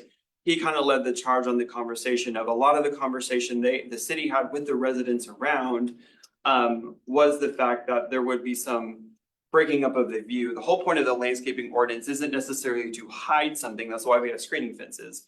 It's to break up large views of either a screening fence or wall or potentially parking or something like that to help just enhance the view. Or not necessarily hiding it, but enhancing the view. And there was the ability to do that and hopefully retain some of the safety elements that the city and the police department are looking at doing. For more information about that, I would just defer to the agent for the applicant. He's the one who's been working with the city and the folks who are responsible for this project from the city. But in terms of that, Planning Commission recommended approval with requiring the rooftop screening of the mechanical equipment as well as providing landscaping along the south boundary. They were okay with not landscaping the west boundary because that's facing more of the school district, facing more of the commercial area. But when you're thinking about the view driving up Country Acres, having some level of landscaping to break up the view of the building as you're going north on Country Acre, or some of the neighbors who are right there who'd be looking out their door and didn't necessarily want to see just a parking lot. So overall, they recommended approval with the things. I believe it was a unanimous decision. I apologize, I forgot to write the vote count. Oh, no, it was 9-0. Yep, unanimous decision on the 24th. So that's all I have. There was nobody at Planning Commission to speak against or even in favor of this. It was a pretty quiet case there. There was just a discussion with Planning Commission. And I can stand for any questions you might have for staff. Again, we have Bill Meyer here with Baughman, who was hired by the city to work this zoning case through. So if you have specific questions about essentially what the police department is looking for, the city in general, we can defer to him as well. Yes, sir. Tell from the map, is the softball field gonna be affected by? Looks like it's. It looks like it's right up against it. I will defer to Phil Meyer to see exactly. I mean, the boundary line we have is a thick boundary to help it show up on the screen to identify where it actually is. Where the actual property line is in relation to the softball field, it's close. Well, this is a conversation that has been going on for quite some time. The residents that will be directly across the street from the new building, have they said anything over the past couple months about? Since this has been notified, we haven't heard really anything. The notes in the staff report, at the time of the publication of the staff report, which is a week before Planning Commission, we did not receive any comments regarding the zone change. And with this being a 5-acre piece of land, that would be a 350-foot radius of notification around this blue box. Might be the traffic on 13th Street and possibly increase traffic as there talks about a traffic signal maybe there in the country. That's kind of beyond the zoning. They have gone through the process to ask for their driveway onto 13th Street. They did have to ask permission. There was originally only granted the 2 entrances for Northwest High School. One of them is the entrance, and actually the closest one you see here is actually an exit only. It's one-way traffic through. So traffic engineering reviewed that, and they were okay with an additional driveway pretty much to the far west side of the property to get it as far away from Country Acres, knowing that the driveway nearest to the school is an exit only. So you're not having 2-way traffic going in both driveways. You'd have the driveway into the public access to the parking lot for the police station, and then it's an exit only on the school property. Yes, ma'am. Does police buildings require 16 feet height outdoor lights, or like what's the? So the standard is 15 within 200 feet of residential zoning. So staff's perspective on that was an additional foot is likely not going to have additional, when it's 15 versus 16, it's probably not as big of a difference. Good question. I'll tell you, a lot of neighbors are hopeful that the speeding on 13 will go down. I drive that every day. 70 miles an hour down 13. Yeah. Yeah, it is. I'm of course one who drives the speed limit. Yes, it's on record. There's a question that they're back. Yes, sir. Since you said you really didn't get much of a response from all the homeowners, I mean, do they know that's going up? How were they notified? So, yeah. We've had a lot of conversation, open houses over the past 1.5 years, 2 years. So a lot of conversations with the homeowners I mean, it's been a Neighbors. process up to this point for the city to even purchase the land. They've had all the conversations before they even okay the purchase of the land. And then when it comes to the zone change to actually establish the zoning for the Patrol West to actually be there. There's two different types of notification. There's a mailing notification to property owners, and that would be to all property owners with 350 feet of that property, and that's 20 days before the October 24th meeting. In addition, there is a sign that goes up along the street rights of way, so people drive by, they can call the planning department number and get information about it. They went door to door years ago and talked to people about it. And a lot of engagement in the community. Anyone else? I think there's one. Yes, ma'am. What kind of landscaping do you guys plan on doing around that area? So the landscaping that will be along 13th Street and the north portion of Country Acres is this typical landscape street yard. Any type of commercial development you see where you see the shrubs or the bushes in front of the parking lot, that's what's required there. The rear, essentially when it came to providing landscaping, it's going to be something that they work with staff. Typically it can be done with one shade tree per every 40 linear feet. So you basically take a measurement of that property line, figure out how many trees you need, and it can actually be planted in clusters. It doesn't have to be marching down. And so that's something when they go for building permits, the landscape review comes to the planning department and we review the landscaping per the landscape code and make sure that they basically check the boxes. So if we're gonna be planting like all these kind of trees, will they have like a slow drip as they grow? And is there gonna be any kind of irrigation? I took on that. Typically, it requires irrigation because if it's required landscaping, if something dies, they have to replace it. So it's in the city's best interest to irrigate it. I will say when it comes to drought stuff, if this is where it's going, we have worked with the building and construction department and code enforcement and got the okay from the city to essentially suspend the requirement of planting landscaping at this time until drought conditions improve. And we're basically keeping a tally of projects that are getting approved for construction with required landscaping so that we can follow up with them when drought conditions improve. Well, And can they possibly get in there and put in drought like yuccas and things like that? They could, yep. And then would they be able to control the amount of irrigation for some of those? Because some of those plants, if we're gonna do that, we don't want to drown them when we do actually have a rain. Right, I mean, season. that's kind of getting to the facilities management, but I'm sure that's all possible with an irrigation system and something. They could also have a well system, which then takes them off of the city water. And the current drought restrictions aren't based on wells, it's based on city customers only. So there's a lot of different possibilities with not only the landscaping they can provide, but also how to maintain it. Yes, ma'am. Is this, and I may have missed this, so I do apologize, but is this a replacement of another station or a brand new station? So it's a brand new station. Currently Patrol West is located on Central and Elder and they're sharing an EMS station and they're kind of rubbing elbows with a bunch of people and running out of space. And so much like, Replacement.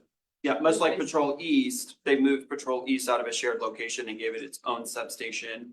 They're moving Patrol West out of a shared location and giving it its own building. And it's more centrally located in District 5. So what will happen to the old building? My understanding is the EMS station will stay there. Okay. It'll just stay an EMS station. Yep. They'll get more room. Anything else? Any other questions? Then a motion? I would move we accept the staff recommendation. Second, Can I clarify? So MAPC had a different recommendation from staff. So MAPC's recommendation was to require landscaping on the south and require the staff recommendation, which was also the screening of the rooftop equipment. So do you want to do staff recommendation or MAPC I would recommendation? amend my motion to, I would move we accept the MAPC. So everybody's clear, that's requiring the screening of the mechanical equipment and require some landscaping on the south property line. So with the conditions that are set forth. Yep. Okay, is that good? Yep. Andrew, second? second. Wait, you seconded. Rachel. There's actually 11. 11. Very solid. All those in favor? Aye. And opposed, same sign? Thank you, guys. Thank you very much. Our next agenda item. Let me go get the minutes. Okay. We didn't come up to that last. Substation. 3 or 4 million. Not cheap. They're having trouble getting a budget too. Can we get federal funds for that, or how do they? It's ARPA money. Everything's ARPA money, which ends the end of this year. Library is too. Both substations, all the libraries are all getting redone. Which the gentleman's point is our money, Right. federal money. But we need to get our share of it too. Can't all go. Our next agenda item is the Wichita Climate Action Plan. Environmental Quality Specialist Liz Ortega and Ethan Kershaw are with us from the Public Works and Utilities to present the city's climate action plan. All right, yeah, my name's Ethan Kershaw. I'm with the Public Works and Utilities Department. I'm the Sustainability Coordinator. And we're gonna present to you tonight on our draft Wichita Climate Action Plan, starting to get some feedback from the community. So I'll be starting off with a big overview kind of the process that we put together with, talking about our Sustainability Integration Board, which is the board that is working directly with this, kind of similar to how other boards put together strategic plans, like the Park Board, Transit Board. They all put together plans similar to this. So the Sustainability Integration Board works on things relating to sustainability matters, resilience, and making the city with a higher quality of life and livability. Couple baseline studies that go into putting together some kind of climate action plan or sustainability plan are a climate risk and vulnerability assessment, looking at what areas of the city are more economically vulnerable and also vulnerable to changes in climate changes, like our urban heat island effect that we've seen in the past year, as our tree canopy has been decreasing, and also looking at a greenhouse gas inventory, kind of setting a baseline for where our greenhouse gas emissions are coming from in the city and in the community, and where we can look to make reductions in that. So looking at the climate risk and vulnerability assessment, there's a few different things we wanted to look at, looking at vulnerable groups and communities in Wichita, extreme heat, flooding, severe storms, wind and tornadoes, hail and drought. And as another note, if you guys have questions as we're going through the slides, feel free to ask them as we go to each slide. Yeah. We'd like to, if we could, have you make the presentation and then ask for questions Sure. so that they can then systematically go through the Sure. group, if that's okay. Oh, yeah, no, definitely. All right, Defer to you thank there. There's quite a few different pieces of data we looked at for this plan. So these are all things that are contained within that draft plan. If you want to review them again later, they're going to be in there. This map is put together by the EPA. It's looking at environmental justice areas that they've identified for low income and disadvantaged within Wichita. A lot of them are located along the highways that run through Wichita. So things like air pollution, noise related to traffic, proximity, things like high energy cost, and then also looking at things like high rates of poverty in those areas. That's one of the other defining factors, is these are all economically disadvantaged, and then along with facing some sort of climate related threat or hazard. Looking at this map, this is a map highlighting heat risk in Wichita. This was put together from a NASA study. This looking at areas that have low tree canopy coverage and that also face large changes in temperature nighttime versus daytime in the city. So with a lot of dark impervious surface, places like concrete covered in blacktop, they stay hotter during the night and they don't cool down as much if they don't have as much tree canopy coverage. So you can see those dark purple areas are areas that face a lot of heat and also face a higher vulnerability in social measures, things like low income, things like other lower access to resources. And then this map is related to precipitation changes that are predicted for our area.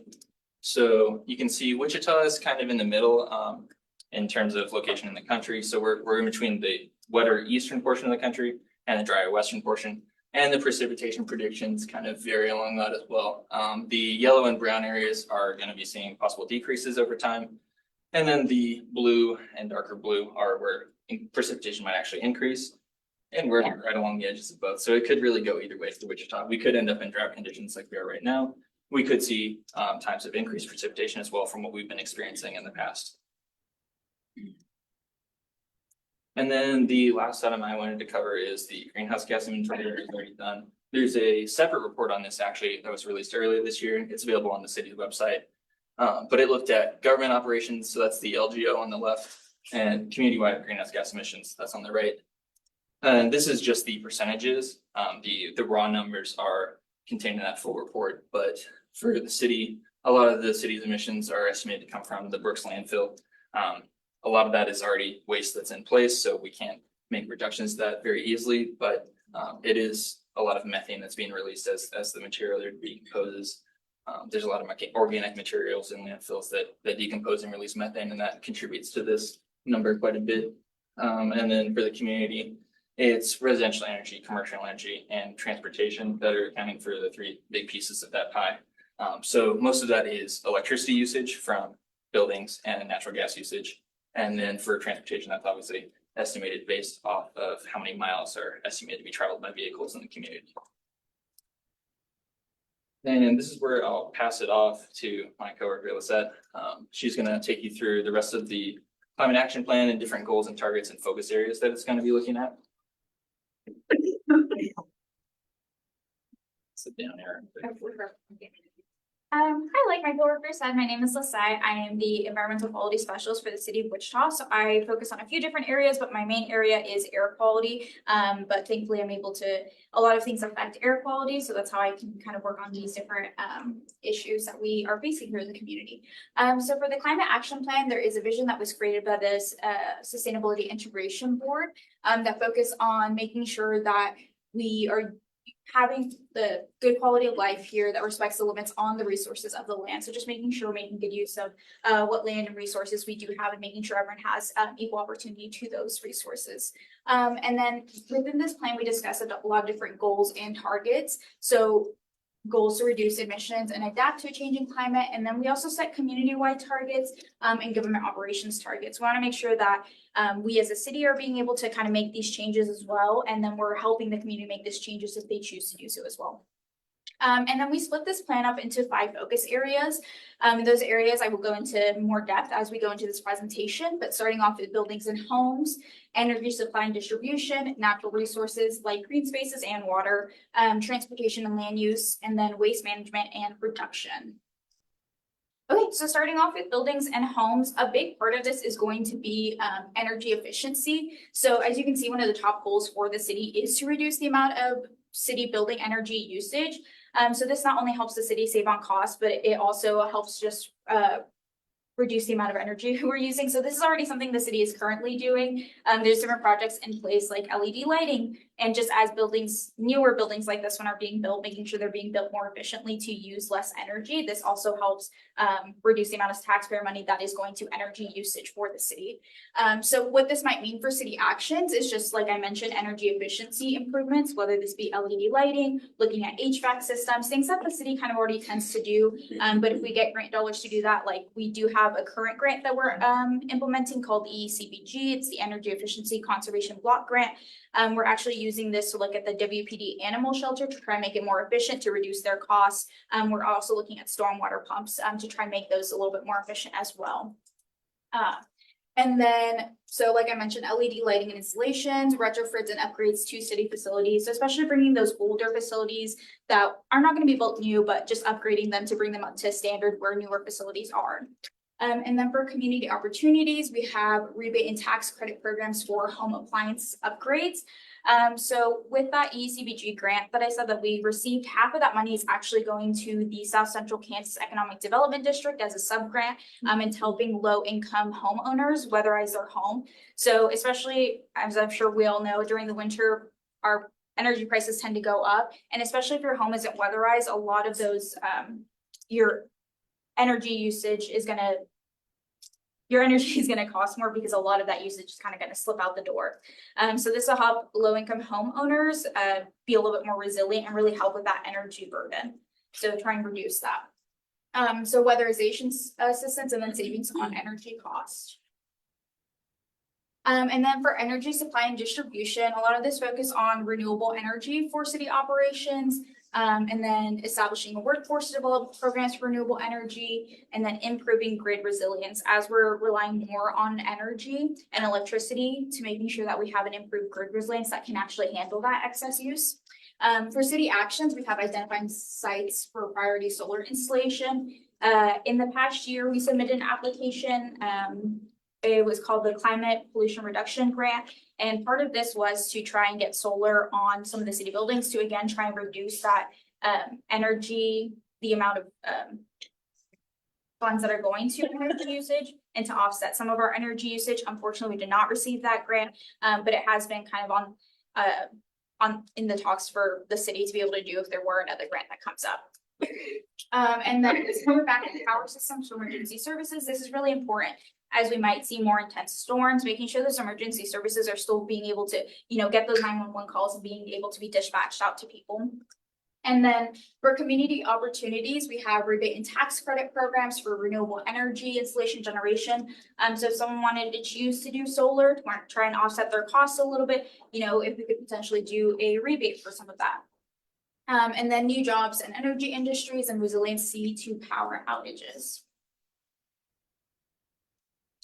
And then for natural green spaces and water, so here we talk about making sure that as we are kind of aware that we are in a drought, so making sure how we're able to reduce the water demand. And then for city operations, this means reduce the annual consumption for city operations. That one portion of natural resources is water. The other portion we want to focus on is green spaces. So trying to increase the number of registered community gardens in the area.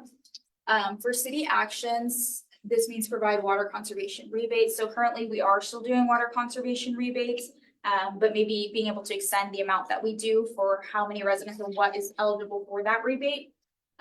Ensure stable water supply and implement a tree canopy policy. And then for community opportunities / benefits, again, those rebates and accesses to green space and fresh food. If we're able to increase the number of registered gardens, community gardens, we might be able to get people to get more local food. And then save on energy costs from reduced urban heat. So Ethan earlier talked about the urban heat map. In these areas, one of the best ways to be able to help those urban heat islands is to increase the amount of trees that are planted. And trees actually do help reduce the heat in your home, as reduce the amount of energy that you have to use and the amount of heat that is felt kind of here at the lower ground levels. So trying to help the community save on energy costs from reduced urban heat.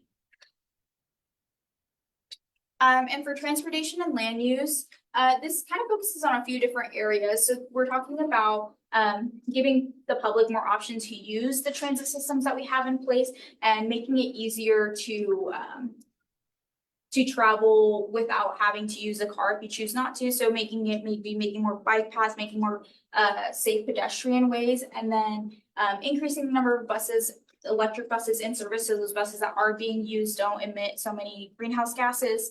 And then to help allow people to, if they choose to use public transit, increasing the transit ridership by 10% is one of the goals on here. We might do that by being able to stabilize their budget and increase the amount of routes and how many routes are going out at a time, and making them more frequent so people will know that they have that option there. And then for city actions, what this means in order to kind of try and achieve some of these goals is support pedestrian safe infrastructure, identify sites in partnership for public EV chargers, and stabilize the Wichita transit budget. What this means for the community would be access to transportation options for all, improved air quality.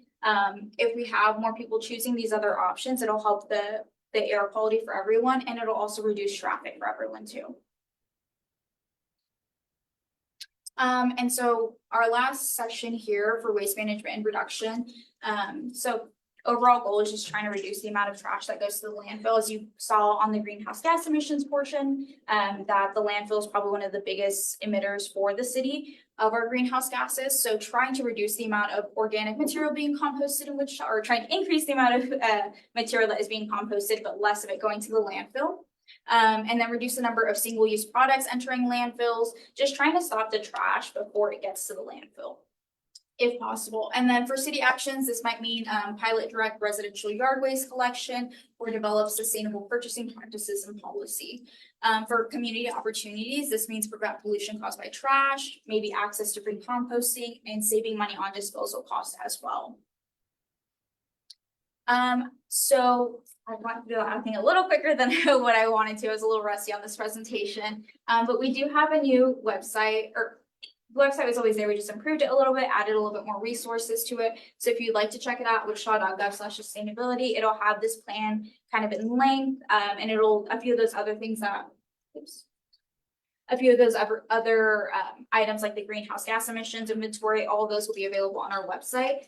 And then available tax credit and rebates. So currently Evergy does some tax rebates, like the weatherization service that I was talking about with the nonprofit SCED. If you're wanting to see if maybe you're eligible, or if any of your community members are eligible, you're able to see that online as well on our website. And there's information from local universities, whether it be how to start your own community garden, different things like that are accessible on our website. And then so next up for this plan, so we're speaking on phase and we're trying to get feedback. So we do have a survey open through the end of the year. And I think on the next slide, I'll have that QR code for y'all. And then, as I mentioned, the sustainability website updates. We can run future SID meetings as well. If you're interested in the Sustainability Integration Board and kind of what work they're doing, they meet monthly. Usually it's the fourth Wednesday of every month. But the next couple months with the holidays coming up, they switch their days. So we have one coming next week. Next Wednesday, and then also on the 11th of December. Like I said, that's the QR code for the survey. If you have any questions that maybe you think of on your way home or just later on, feel free to contact myself or Ethan. Our emails are up there. They're also available on the sustainability website too, in case you miss them here. But I think that was it, and I'll leave this one up there for y'all. Okay. I'd like to ask if anyone on the board has a question first.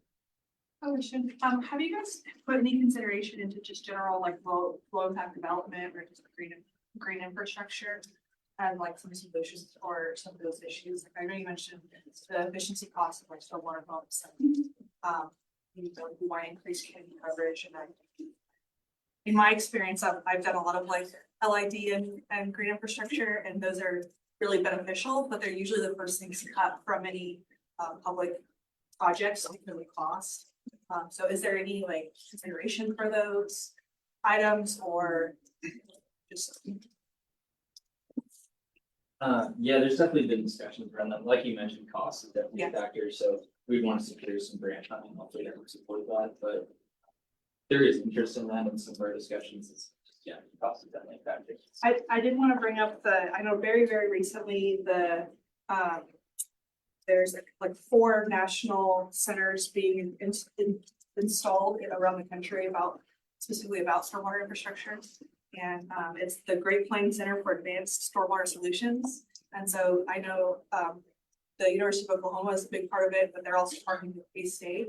They're a big source of funding, or they can help you find funding. So I would really recommend looking into that as well, and especially for encouraging like within public works. Because I know it's green infrastructure is not, I'm passionate about it, that's what I study, but green infrastructure is not always the top priority, but it is increasingly more important. And that brings up a good point that I forgot to mention. So everything we list in this plan, we want to look at this as a strategy for the city and what we want to move. But there's going to be no funding asked for as part of this plan. It's all going to be projects that we'll put up for grant funding. So as we mentioned, it's like some of the grants that we're currently doing is already going in this direction. And we want to continue doing that, but we're trying to get community input. So make sure that when we're applying for grants, that we know when we choose a project to put forward, that we got community input, that this is something that the community values. So nothing in this plan, we don't ask for any money. And when we do eventually hope to take it to city council, and that might be a year down the line after we're getting feedback and continuing to improve the plan, we will not be asking for funding. And all this will hopefully be grant funded, as some of the other projects I mentioned are. It seems like an incredibly important point, right? Because Yes. you have very bold goals Yes. which I appreciate and admire, but you are saying that they would be dependent upon grant funding, right? So like 50% reduction in greenhouse gas emissions on the building and homes. Yes. Right, we would need to secure grant funding in order to Yes. even hope that would be feasible. Yes, yeah. And a lot of what we were kind of talking about in point two is already on other approved plans for the city. So like talking about community gardens, I believe is in the food pasture, what was it, the food systems plan? And then like the bicycle pedestrian plan also we pull from some of that. So we made sure to look at what goals the city already has or things that we're already doing and put them into a strategic plan for us. And you mentioned homes specifically, like, we would also need industry buy-in from a utility company like Evergy. We've spoken with them already, but you know, they've got their own sustainability goals and they've got their goals for reducing their emissions. So we would be dependent on them making the changes as well. We would be, you know, adding regulations on them to force that change. David's question. Yeah, if I remember correctly, one of your goals was to reduce single-use items into the trash bills. But it seems like the trash companies are working against you. They keep raising their price for recycling every year. Are there any plans on the city's part to try to motivate people to recycle? And is there any way you could work with the companies to make that affordable for people to recycle? We've definitely looked at some different educational programs to provide information on how to recycle and what's available. We want to eventually meet with the trash companies about that and talk to them, but if they're the ones that do the trash and recycling, it's more on them to make those decisions. I think they're all required to offer residential recycling at this moment, but other than that, I don't think there's anything specific proposed yet. Have you guys looked at or read any research about the long-term data? You mentioned solar panels. I was reading reports that in 10, 20 years, solar panels are going to be maybe 78 million tons of trash that are being generated. And so how do we get safe, reliable alternative energy, but not having a long-term net negative on our environment if we've got to figure out where we're going to put all this, you know, whether it be solar panels or windmill turbines, where we're going to store all this stuff once it's reached its end of its useful life. Right. I'm not sure that we would be able to do any specific recycling initiatives for the material. I think that's probably going to have to be a question that industry solves. I mean, they're going to have to find some sort of solution for dealing with all that material. Already, you know, we deal with a lot of waste from coal and other power source facilities. So it's just a question of where the waste is going to be coming from, I think. Obviously, there's pros and cons, I think, to all energy sources. So I don't think we're going to necessarily decide which energy source is the right way to go. Just offering different incentives to push towards maybe lower emissions sources. Other questions from the board? Okay, then I'd like to go to the audience, and if you would, some specific requests, we ask that you identify yourself by name and the district that you live in. And then we ask that your comments not be duplicated. If someone's brought up an issue, which you say an issue, we ask that we just have one comment about that issue and other questions. Okay, so we're gonna start in the front row and ask, is there anyone in the front row that has a question? Okay, and then, okay, and then to the back, next row. Anyone in the next row? Or even feedback. Feedback, if you Like give it, hate it. feedback. I live in this district and I've noticed all these apartment buildings and all these multi-duplexes going up and cramming all these houses into like a 15-minute city that I've already discussed with them once before. I've already been at some of these meetings as well. How many more are we going to zone in on these multi-family duplexes and these apartment buildings that are coming up over west here? I mean, I'm getting robbed, people kicking in my fence. I'm having issues because of this. And I'm very concerned with, and then now I find out that we purchased a new bus station for busing. I'm just a little stunned. I don't know what else to say, but I'm a little thoroughly disgusted. We had a big zoning case last week, till 9:30 at night, because of that. Yeah, Right. Is this why we're building all these duplexes and? it's affordability. Some people can't afford to go buy a house. They can afford to go rent a duplex. It's just economics. A lot of people can't afford buying a car either, but I'm not saying. that's just what builders are saying. The development community, that's what they're saying. And I just want to ask, would you give your name? and Oh, name? Jamie Kissinger. Thank you. That way we What can- else? No, just wanted to Okay. know, and that was your comment. I'm sorry, ma'am. Ninja Rose. I know we talked and people are denying any involvement with like the 15-minute cities, but it seems like that is exactly what they're pushing for, which is gonna take our rights away from us. But you're standing there telling us we're gonna have the option to ride the bus. That's not what it's coming down to. We know. Okay, can I ask, what's the 15-minute city? I have Well, it never even heard. talks about it. Can I- Oh, it talks I'll about answer it. that. Have you read, have you read? Dave Stevens. Hold on, one of your slides. My name's Dave Stevens. I've read this document. This document is not the document I read. There are 23, 24 pages of this document. That's when you get into 15-minute cities. It goes under land and transportation. I read the document, and I never read I 15-minute just city. pulled a copy of it. It's on one of her slides. I mean, they throw Right there, 15 let's on see. page 12. No, Natural resources go back page. to the one before that. Yeah, right Yeah, there. right there, goals, the number one. So they kind of tell you, I mean, they're not gonna come out and say 15 minutes, but I mean, you see 15 minutes right there. So that right there is walking distance, correct? Yes. Yes. So that is strictly, they want, Oh, to a green. so to a ultimately, the park. idea of a 15-minute city is you are kept in a 15-minute area to where you walk to your job, you walk to go get your groceries, you walk, there's no driving, you're kept in a little area. There's other countries that have started doing this. There's a building in China that holds 1 million people. Those people do not leave that building. They live in it, they work in it, they play in it. That's what we're afraid coming to America is a 15-minute city. Yeah, I don't think that's gonna happen. I don't know. Well, Read the document. I did, I didn't. It's actually on page 23, 24, because this is not the document I looked at. Because it's got 20+ pages. And it outlays these 15-minute cities pertaining to that first point there. You know, this is going on, this is cookie cutter World Economic Forum. Yep. It's happening in Cleveland. And just an example, it disturbed me to find out, and I hope I called it right, it's called a flock camera. That it was approved that city would purchase flock cameras. Well, guess what? They're doing this in Oxford, UK. Those flock cameras are not just for safety or anything.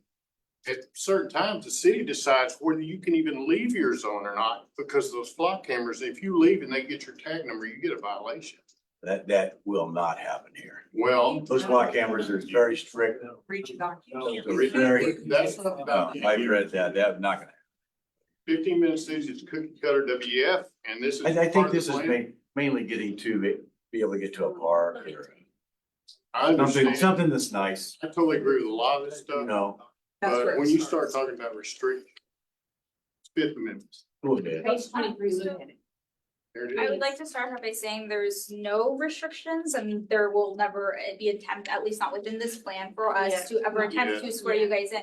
This is more about making sure that people have access to those parks and building parks in all areas of the city, especially those with like children, so they have access to a park within 15 minutes or a blue space to get exercise if they choose to do so. But we don't talk about 15-minute cities per se, and we definitely are not boxing it. Okay, fine. We don't talk about 15-minute cities at all. And then we are not boxing anyone in.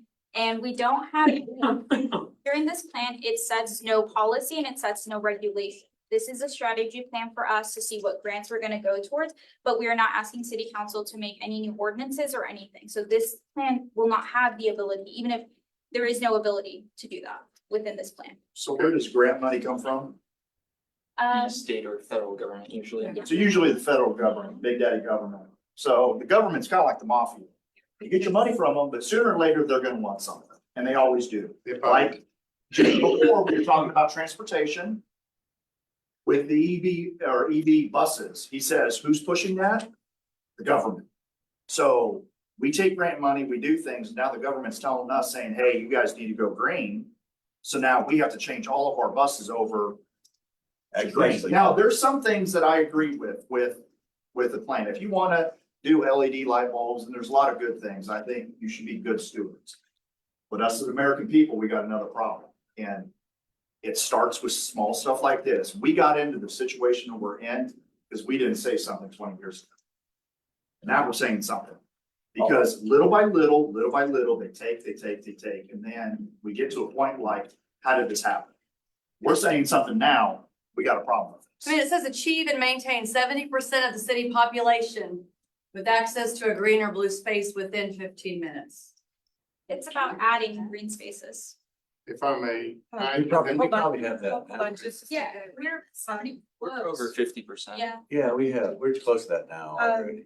If I hear from, and so a comment on my side is that you're using language that has a duality of meaning to it, and it would be advantageous for you to consider in your written material and how it's presented, to be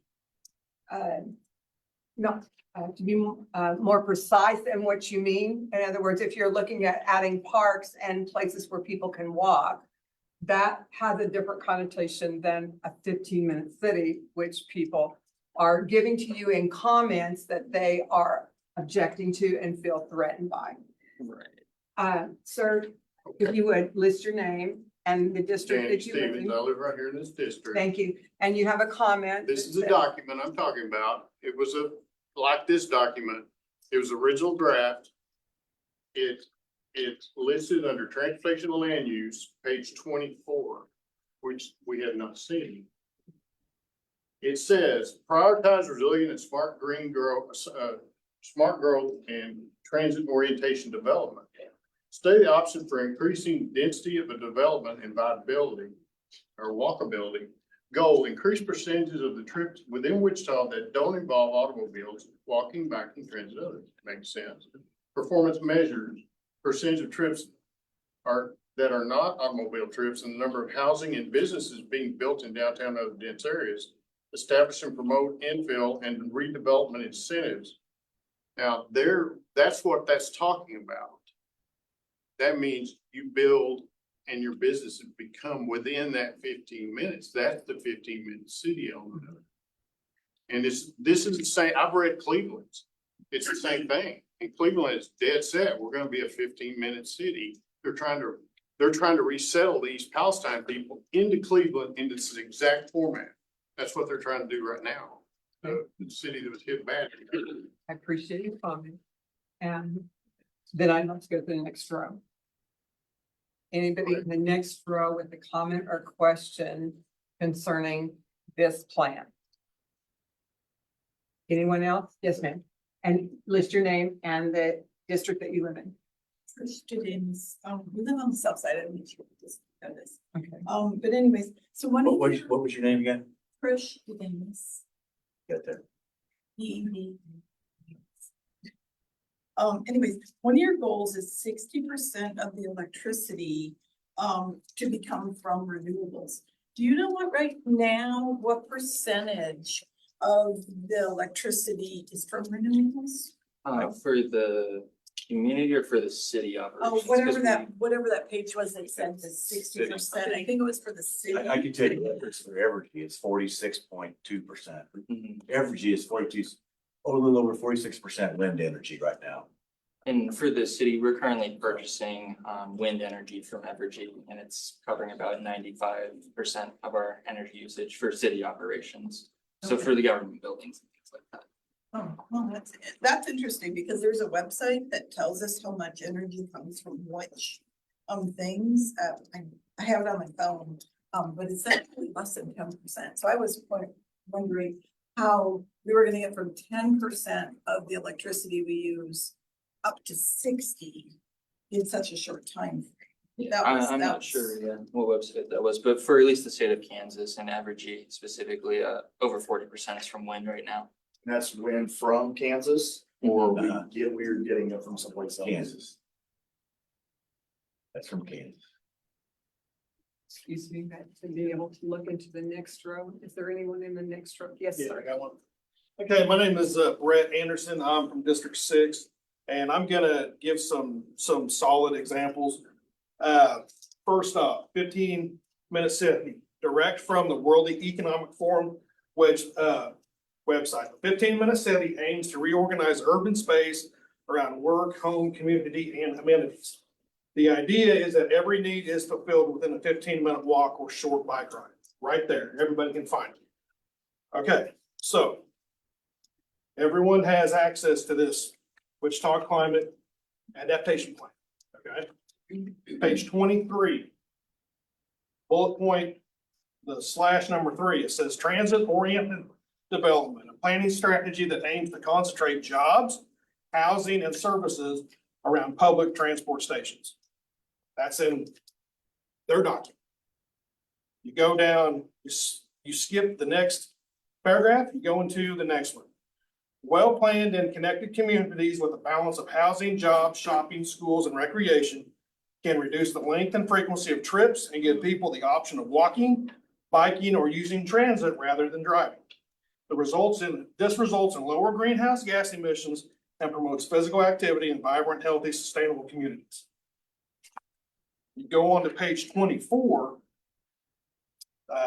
Prioritize resilient and smart growth and transit-oriented development. Letter 1, it looks like. Subsection A, goal, increase the percentage of trips within Wichita that does not involve automobiles. They say it right there, okay? They want to reduce the greenhouse gas emissions that we're being told is a problem, but I'm gonna guess everybody in this room drove here tonight, okay? That's how they're wanting to do it. So I encourage everyone on this board and everyone in this room to read this, look at the World Economic Forum, and look at the UN Agenda 2030. Read that stuff. Read it for yourself. Don't take my word for it. Read it, study it. Okay? Thank you, sir. And anybody else in that row? In the following row? Yes, sir.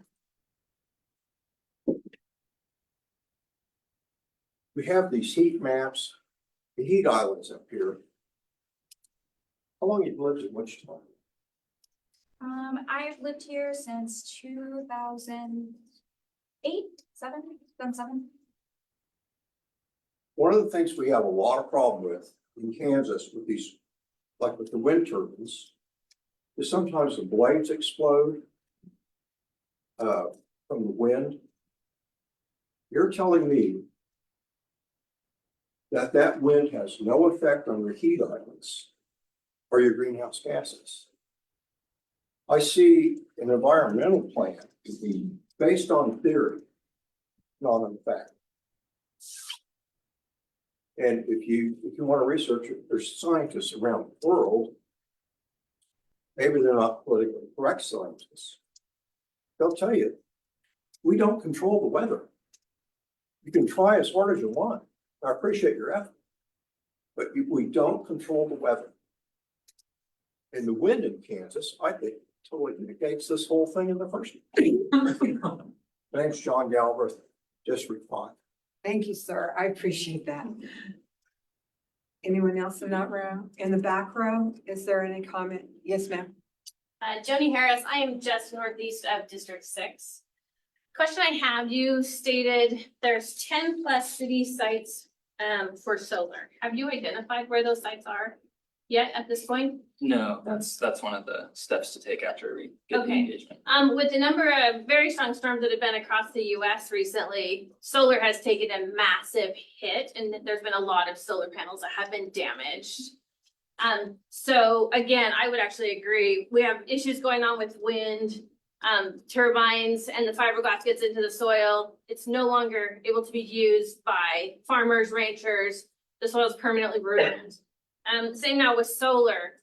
It's like destruction, contamination of soils. Yes, you're talking about putting them on a building, but they're susceptible to weather incidents. And obviously here in Kansas, we have some pretty significant weather that happens. So you're still searching where you think you're going to put these 10 plus sites on top of city buildings.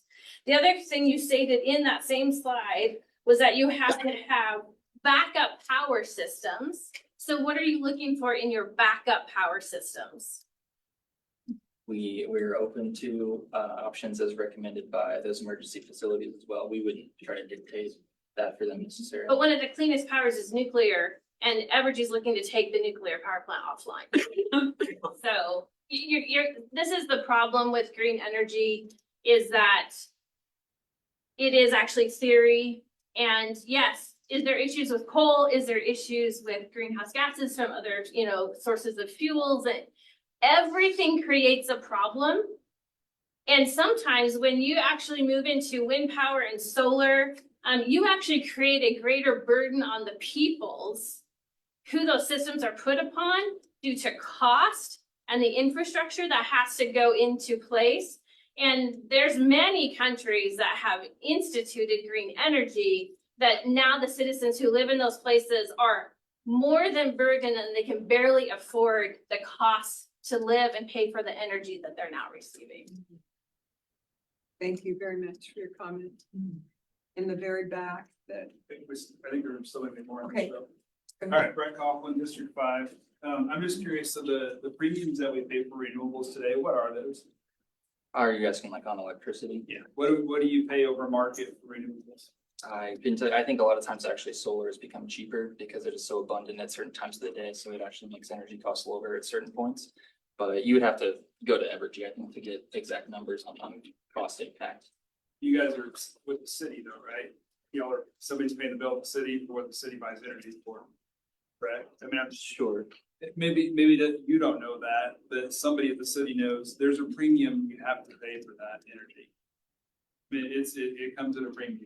It's cheaper. There's other alternatives that are cheaper. So at least the energy that the deal we've made with Evergy to purchase wind energy, it is cheaper overall than actually just going through the normal route, because we were investing in the wind energy in the first place, so they're willing to give us a discount over time on the energy. So there was an investment by the city into that. So there was a cost then upfront, or what? How does that? I couldn't tell you about the cost up front. It was back in 2020. Okay. So how are we paying for all of this? Like what you two are doing, all this, like who's paying for this and how's it being paid for? Sorry, still not clear which part you mean. It's like the actions or Sustainability initiatives that we're doing today, and even just the work that you guys are putting into this, your job, like how is all this being paid for? within the public works and utilities budget. Part of it is EPA grants. Yeah, I'm grant funded partially. Okay. And then any work we're wanting to put towards these projects would be grant funded. And any sustainable projects that we're doing right now or that I'm helping manage are grant funded. Okay, and I know I'm making you guys uncomfortable, and I apologize for that. I think there's a lot of discomfort in this room in this subject for very good reason. And I guess, is the public asked for any of this, or is this tied back kind of to the city buses that the gentleman up here asked about, as far as that, hey, we did this, now we have to do this because it's mandated? No, this is all a direct result of public input. The Sustainability Integration Board was pushed for by the public and several members of the public coming to city council meetings. And then, filling up those seats on the board. And then, I think all of this has been asked for by the public. It was mostly driven by public comment.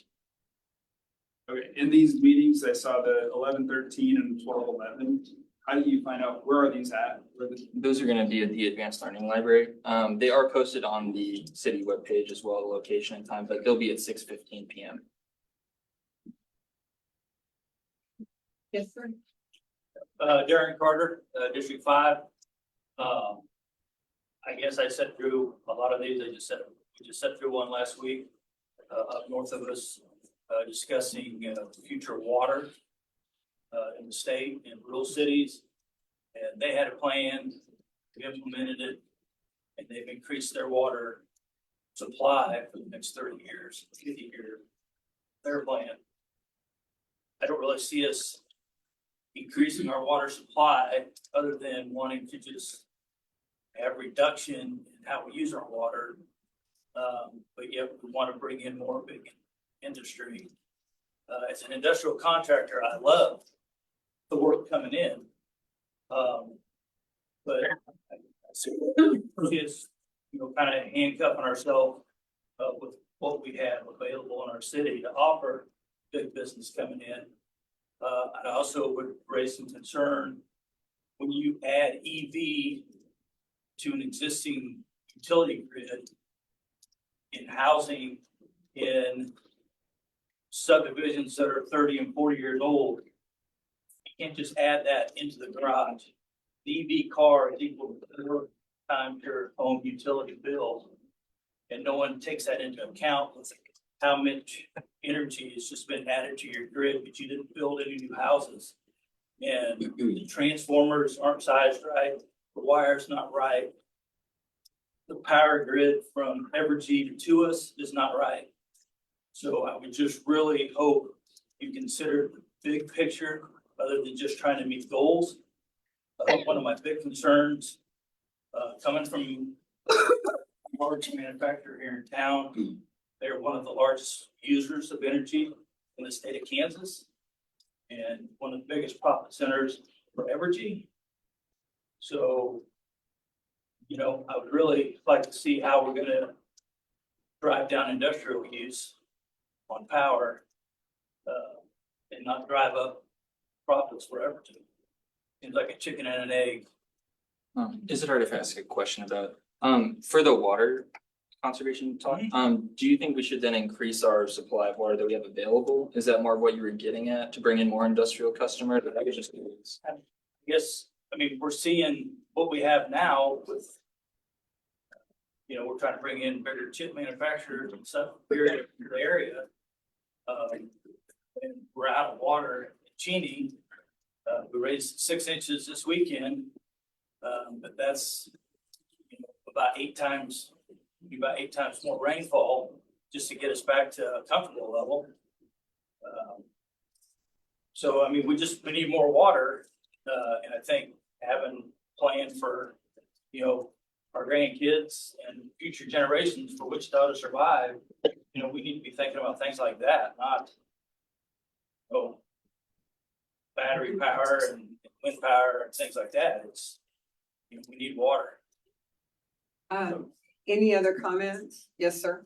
Yes, Bill Priesting, District 6, actually. Do any analysis on the cost of any of this and return on investment? Overall cost of this whole thing just seems huge. So that has not been done yet. We're getting public feedback first on these items to see if, you know, there are things that would be taken out, other things added. We didn't want to run all the cost analysis yet without that input first. Okay. Anyone else in the back? Did I miss somebody? Oh, yes, sir. Yeah, my name is Wesley Kleinschmidt, and I'm in District 5. And I definitely agree with the last 3 or 4 comments that have been made. And I do think this is a lot of theory up here, not necessarily fact. But my question is, how is it that in a state, I've been up here 25 years, that as windy as it is most of the time, and as many storms that blow through, with the exception of this year with the drought, how is it that we have air pollution? I mean, I'd really like a better definition of that, because I would think between storms that blow through and the wind, that this would be pretty clean air. It's actually not that clean of air. We are within ozone standards of EPA currently, and I have to do the calculations for this ozone season. But actually wind can kind of be an issue because a lot of emissions, not all of them, do blow in from Oklahoma. But a lot of our emissions here stay, especially when we're looking at peak hours of like traffic. So when a lot of people are bumper to bumper when we're traffic, a lot of pollution stays here in this area. But it's actually an issue that the EPA is looking into because some of our emissions are going up to Nebraska and ruining their air quality. And some of the things from Western Texas and Oklahoma City are actually coming up to us here. So it's a cause and effect. In the back, gentlemen? Yes, sir. My name's Harlan Bascom. I live in District 3. You're talking about 70% of the city population having access to green and blue space within 15 minutes. I think it would be important for the city to stop giving away or selling our green space. A few examples. Nassinger Park, they didn't give it away, but they took away all the green space except for the artificial grass that they put over the concrete that's there now. And then they reported, someone from the city council reported, we did that because we needed more green space. That's plastic, it's not. And then they built a new apartment complex at West Bank Stage where there was a lot of green space. So now you've got the green space covered by concrete. And the last thing is on the the West Bank development there along the ballpark is solar property for $1 an acre, and I realize it's not the current council that did that. But $1 an acre to do what? To cover it with concrete, office buildings, parking garages, and a hotel. We need to stop giving away and selling our green space that we do have. Thank you, sir.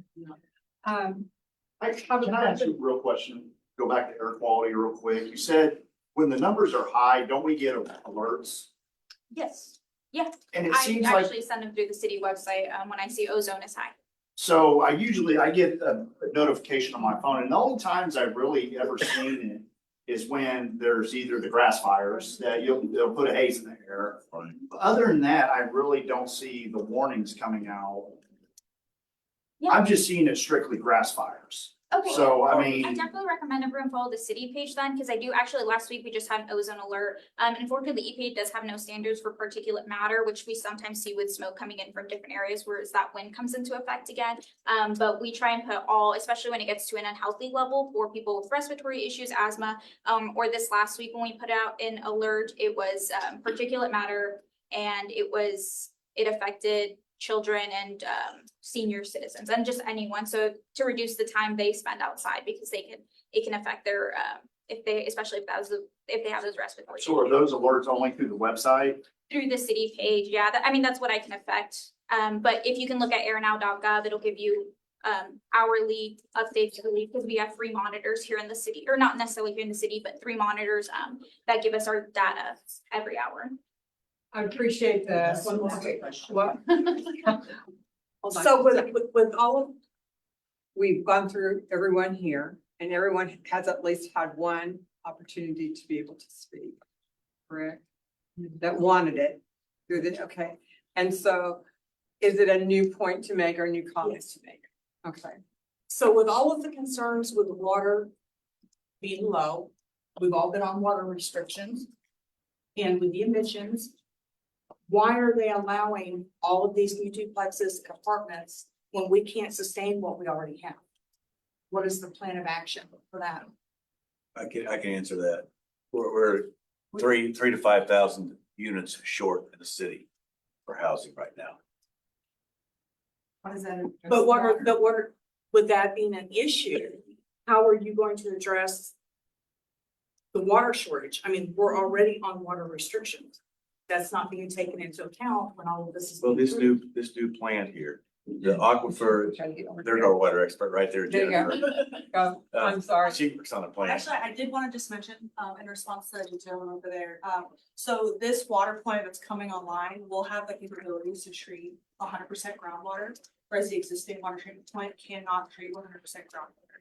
So we are having, right now, the city of Wichita gets water from both groundwater and surface water. Our issues are with the surface water.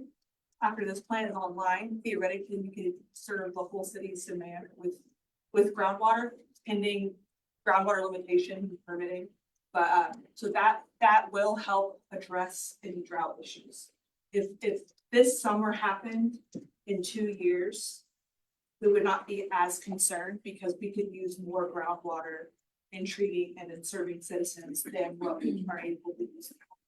And the aquifer is 94% full. Yeah, there's not, right now, there's no. No shortage of water Well, underground. we were told at our DAB that you guys couldn't do 100%, just strictly groundwater. It has to be groundwater plus another source. Right now, Right that's now. the case. At the existing plant, because it was built a long time ago, there's been several additions. But this one can do This one- 100% groundwater. Will be able to do 100% groundwater. She actually works on the plant every day. So So she with does water know. being such an issue, a shortage, why are we not allowed to have rain barrels catching the rain? We could at least be watering our lawns with that. Well, you can do I that. have a rain barrel. We actually have a rebate available if you'd like to You purchase can the even rain get, barrel. you can get paid for it. Yeah. She has a rebate. So the Yeah. city, under Save Water, Wichita Water. Save Wichita Water. Yeah, we have a rebate for a rain barrel. So if you'd like to purchase a rain barrel and you're a city of Wichita water customer, you can get that price reimbursed through your water bill. Up to $75 for rain barrels, I think. Yep. We've done it, so we got our rebate. Yes, I definitely recommend checking out. But some of the There's- HOAs are not allowing. Hold on. We Okay. can't regulate HOAs, Different. but we. All right.